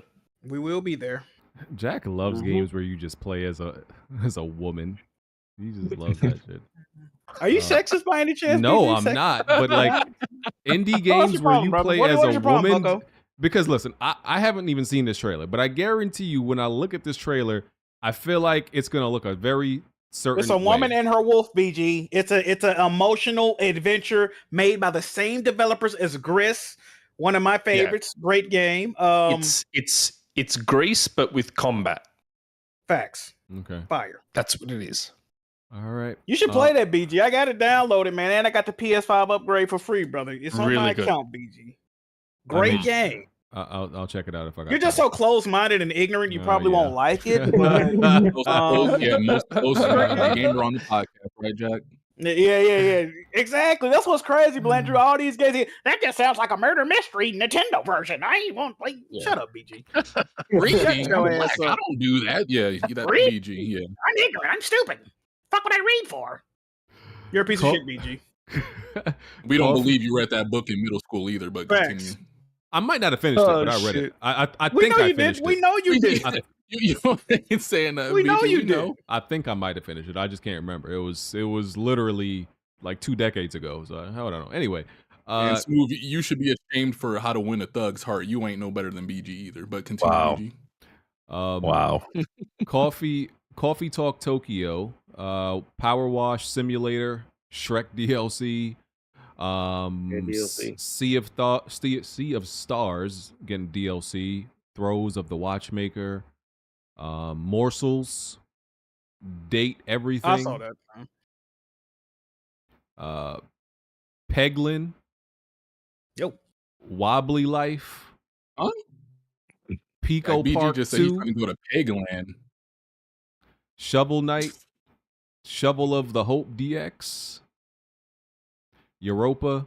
I wanted to know what that Date Everything was because I saw it at Gamescom at the Xbox booth. Like there was actually like a full-on section for Date Everything, and I'm like, what the fuck is this game? Probably a dating simulator. I have no idea what it is. Europa, Cuisinaire, On Your Tail, Metal Slug Tactics. It's actually get a fall date. Yep. Mm-hmm. They got delayed I think twice, if I'm not mistaken, but hopefully it actually comes out. One of the games, Metal Slug Tactics, Mike. Yeah, one of the games I think you mentioned looked like kind of a Ni no Kuni open world adventure game. I forget what it was called, but that's one that looks very interesting to me too. Yeah. And last game was Pizza Tower. And what's that indie game that people have been waiting for like 10 years and they hope it comes every time? Silk Song, Hollow Knight. Yep. Still nothing from them. Bro, the whole chat, the whole time these directors were going, Silk Song. I'm like, God damn, bro. They love that. that. Have you played Hollow Knight, BG? No, I haven't. I have it on my account, BG. Feel free to play the fandom for that game is insane. It's overrated. Oh, I feel like it's like a meme gathering cult. I just don't like the fast travel system in that game. That's my biggest complaint about it. Mm-hmm. As someone who is massively, what you say? As someone who is massively into Metroidvanias, I find Hollow Knight very overrated. I like the game. It's designed to see. Yeah, because everybody that I've talked to, at least on this podcast, from Jack to Bond, myself, and even now you, don't really seem to be too into Hollow Knight. I like other Metroidvanias, but something about that one just doesn't click for me like the others. It's a special ability to see where you're at on the map. Like, what type of shit? That's what when I seen that, and then the fact that the fast travel and like the saving is right next to each other, but it's separate mechanics, and like you got to pay in-game currency to fast travel. It's like some of that shit is just stupid to me. But I didn't think it was a bad game playing it. It's cool. Yeah, it's not bad or anything. It's just the way it gets hyped up. You would think it was the greatest game to ever come out ever. Oh yeah, that's true. Yeah. And it's not. It's like, all the environments look very much the same. Like the best Metroidvanias, you can get around without even using the map because all the areas are designed so well and they look very distinct from each other.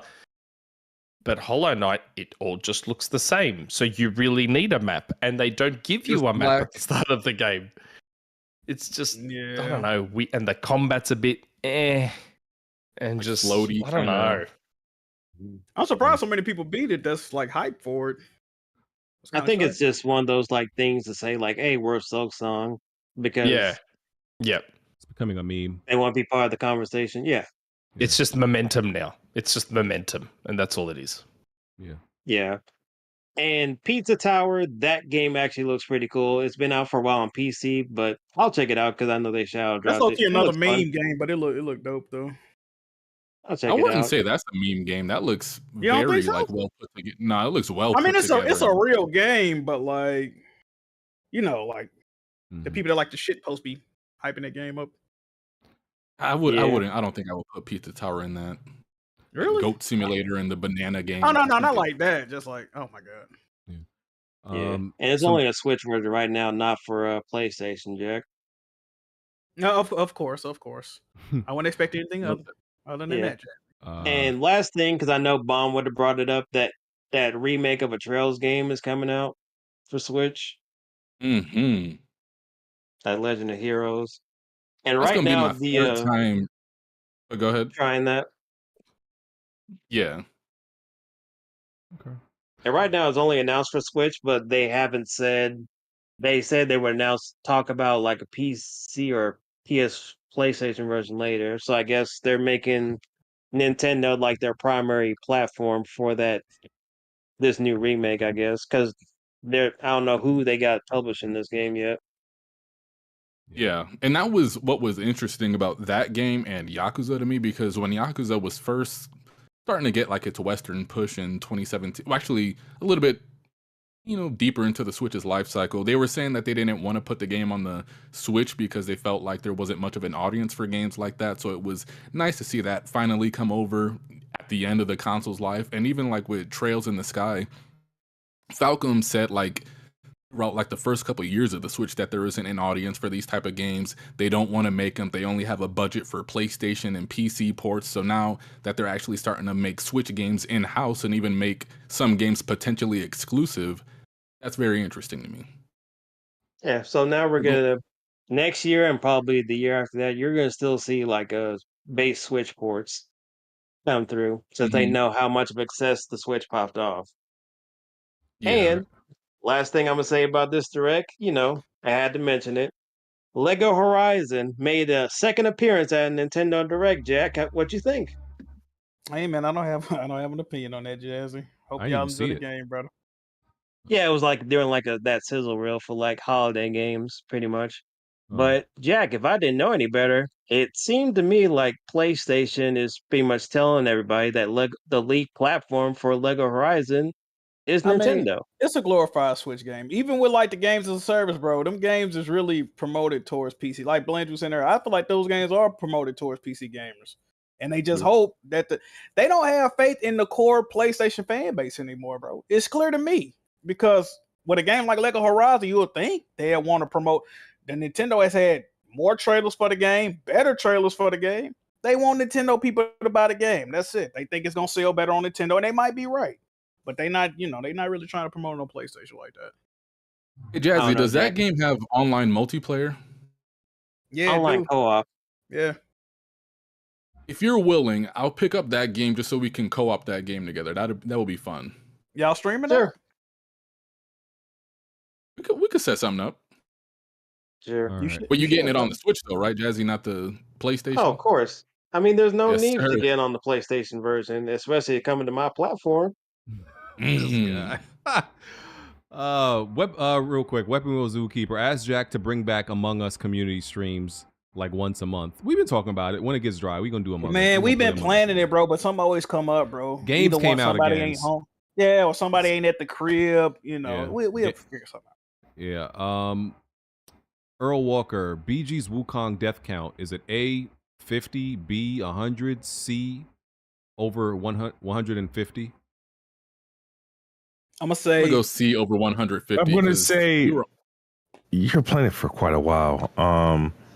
Yeah. But then you deemed them not super hard. B. So I'm gonna say 50, wherever the 50 one is. I'm gonna say B. Well, he said it's over 150. Oh, really? Yeah. I'm gonna I say left the I left the airport, drove home, took a nap for like 2 hours, and BG was still on like the same boss. So I'm gonna go 150. Was it? There's two bosses in the game that like I probably got like 50 deaths from. That's the thing. It's not like across. It's not across a whole bunch of bosses. Literally, the majority of my bosses are from Erlang. Erlang is the hardest boss in the game. He's optional. I was on him like 4 hours. Dude's insane. Who was the one that was in the sand and it was like jumping all over the screen? That's the other one. That's the sand dude in chapter 2. He's the other one that gave me like probably 20 something deaths. And then that's really it.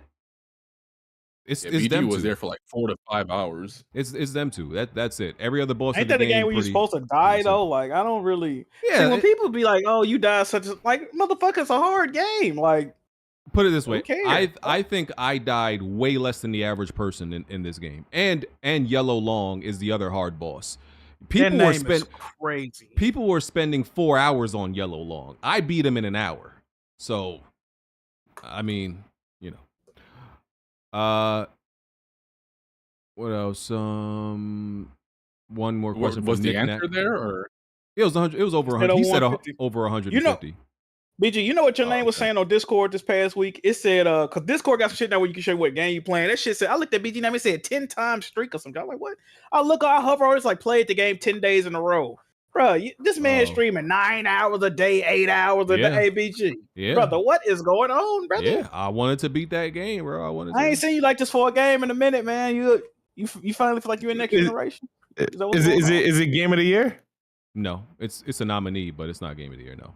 Then what the hell you giving game of the year? You ain't playing nothing else like that. Final Fantasy VII Rebirth. You a goddamn liar. That's pandering. He pandered to the audience. Pandering, bro. This is a too like 2013 situation again. Don't go ahead. Go Jack, ahead. do you want me to show you my hours on that game? It's nasty. I have like 225 hours on Rebirth. Hey, look. Even though that's a Square Enix game, that's that Sony bloat my man's was talking about. That game is bloated, full of bullshit. No, I agree, but I put mad hours in that game, and I aside from a few of the really dumb, stupid mini games, I love it. Let me ask you a question. Which game did you have more fun? Which game did you enjoy playing more? Final Fantasy VII Rebirth or Black Myth Wukong? Final Fantasy VII Rebirth. Stop it! It's not close. It's not. Ladies and gentlemen, we got him. It's not close. No, because listen. We got him. The thing about Wukong that people need to understand is the combat presentationally is very good, but each one of those stances really only has like 2 moves. There's really only 2 moves in each one of those stances, bro. Like there's not this huge variety of attacks in Wukong. It I'm gonna be real with you. Presentationally very nice. The chat is saying Rebirth is the game of the year. The chat is saying that's crazy. Wukong isn't close to Rebirth's combat system. Not even close. That's not no cap, bro. Like it's not no cap. Like it's not even touching the combat system. And it's not even a fair comparison because the remake is more close to Wukong's combat system because they're the first, right? But Rebirth, they fleshed out that combat system crazy with the combat and the moves and all the abilities they give you. So it blows Wukong out the water. It's not close. They glazing Rebirth in the chat. So well, Jack, you're not a Final Fantasy fan though, so it looks I'm like not. But my thing about Final Fantasy, people are talking highly about the game. But every time somebody that beat the game talk about it, when they was talking highly about it, they always go, "Well, you know, I wish I didn't have to fucking rebeat the game 7 times to try to get the platinum. I ain't want to do all this. I ain't want to have to learn how to play the accordion in the fucking game to get an achievement. Like, damn, what is all this, bro? There's absolutely bloat in Rebirth. It's still the best game, like, to me this year. Bro, Wukong isn't, like, combat-wise, Wukong isn't even as fleshed out as 2018 God of War or Ragnarok. The combat is good, but it's like as far as like the diversity of moves in the game, there's not that much. Isn't this game also made by like a Chinese mobile developer as well? Like you got to shoot them a little bit of bail, BG. I am, but I'm just saying, no console games. I'm just saying in compat. But I've said like when I was streaming, I said it's the same thing with like Final Fantasy. Like I said, the first game, the combat was the combat, which was good. And now the second game, I assume they're going to make another Black Myth game. I know they're going to go fucking nuts with the combat and the options they're going to give you. So that's what I'm saying. It's not like I'm not shitting on the game for having the limited combat moves because this is the original. I know the second one they make, they're going to go crazy. I'm willing to take a bet that Final Fantasy VII Rebirth don't win Game of the Year. I don't think it will. I don't think it will. I mean, I'm willing to put money on that because the way the chat talking, I don't think it's gonna win. That's really my game of the year, but I wouldn't bet any money that Rebirth wins it. That's just mine. I about to say, what you got on it, Jack? What do you got winning? Astro.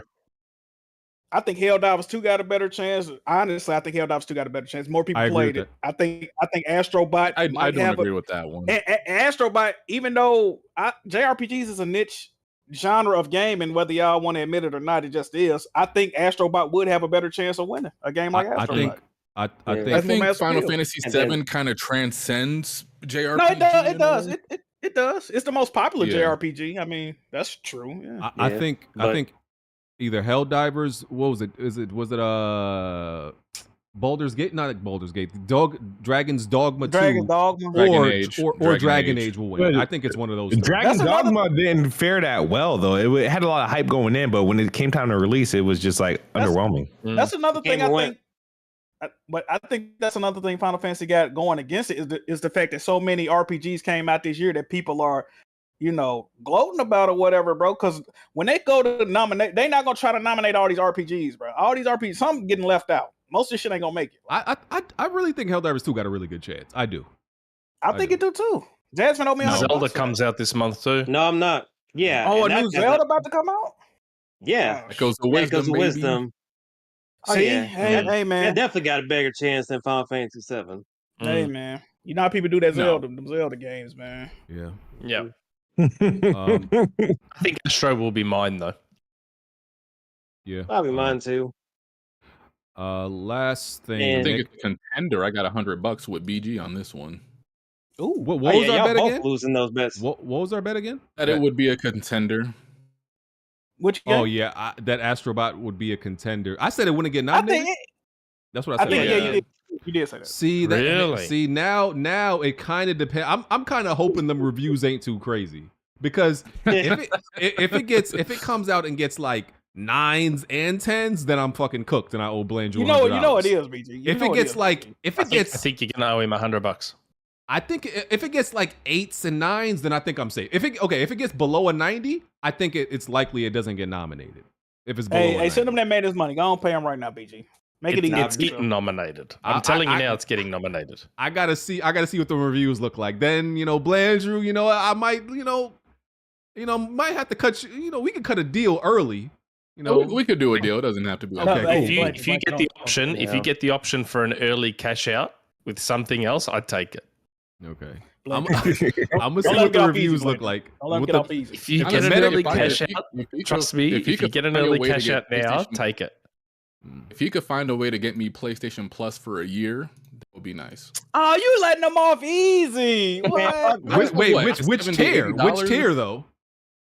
It had to be the premium. That's a good $20 discount, BG. Better take that. Ain't premium like $140? Oh, he want premium? Premium 120. Oh, no, I don't want no premium. I'm good on that. Oh, base tier. You can get the regular for like $85, $90. Okay. All right. It's time to get out of here. BG gonna make a phone call to Survivor. Hey, I need a favor. I'm trying to figure out what I'm spending Jazzy money on. I might go to the strip club with your money, Jazzy. Oh no, you're not winning the $100 yet. And I'm gonna just make Nintendo character sound effects while I'm in that mom. I'll probably get thrown out. Wahoo! I'm be throwing your shit like Mario, boy. Mm-hmm. Yes, sir. I'm doing it lost. Real quick question. Like Yoshi too. Real quick question from Nick Knack, and then we can get out of here. Nick Knack, an easy odd man out today. Spot the character that doesn't belong. Rikuo from Darkstalkers, Pedro 2 from Civilization, Raze from Valorant, Baptiste from Overwatch. You talking about easy? I don't know none of these fucking characters. Who are these people? I'm gonna get rid of Baptiste. I don't know what the fuck you talking about, brother. Are they historic figures or something, or? I think they all foreign. They all foreign. I guess I don't know. Maybe I'm gonna say Baptiste. Maybe they're all colorful. Who knows? Huh? The answer is I'm gonna go Baptiste. The answer is Baptiste because every one of these characters is Brazilian except for Baptiste. He's Haitian. Oh, he's a Zoe. That's the only one I slightly knew. That's the only reason I went with it. I don't know them other characters, bro. So he's the only one that can use Twitter. Y'all are banned from Twitter.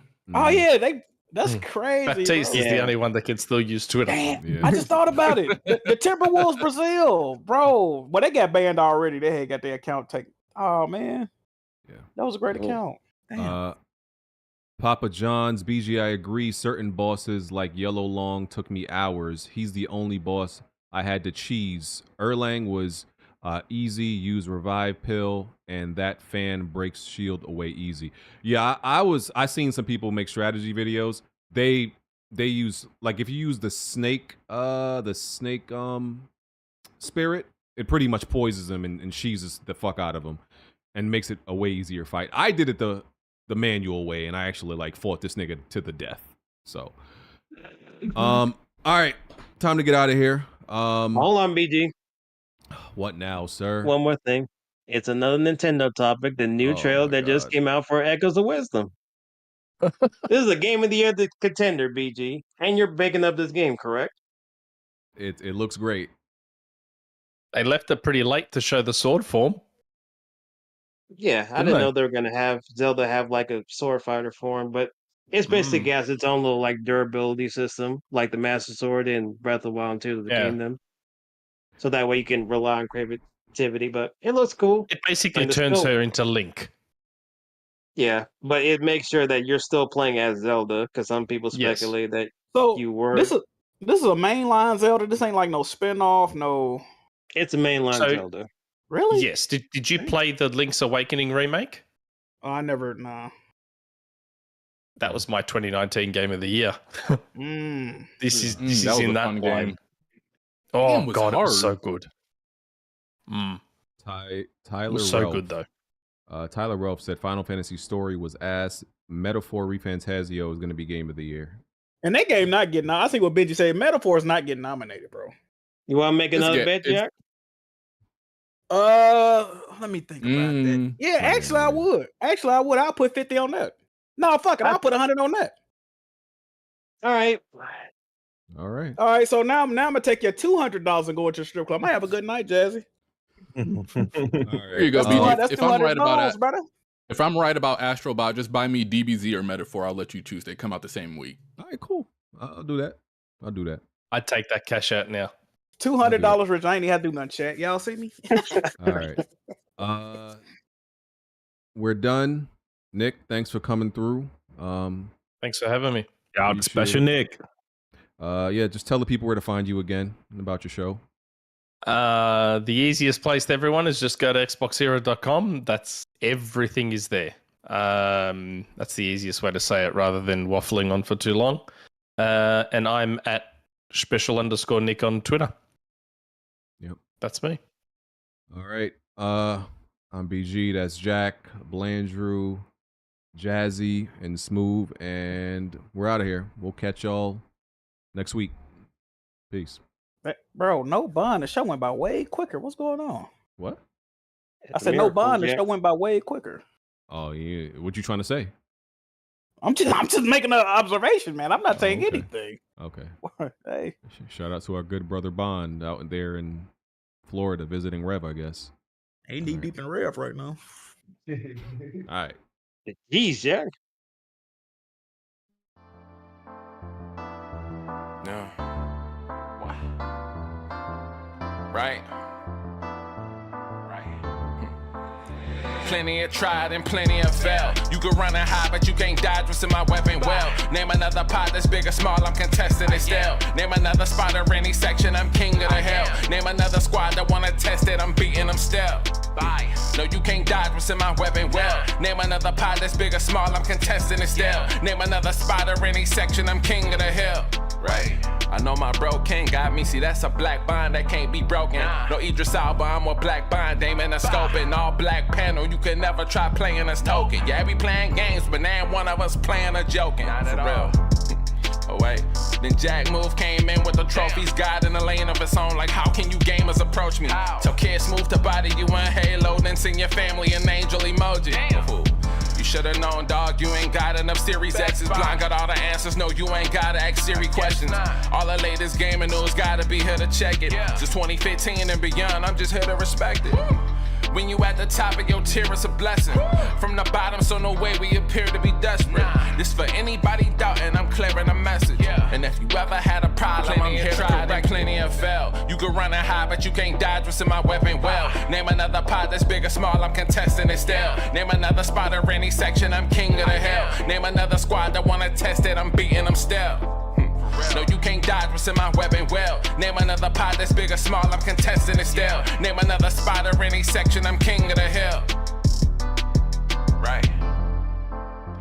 I know what it is, man. Weapon World Podcast, y'all know what we got in the building, man. We got BG. We got got Kid Smoove, we got Jack Move, we got Black Bond. I mean, Blandrew. I mean, what you can't all strafe us, bro. Like the strafe too strong.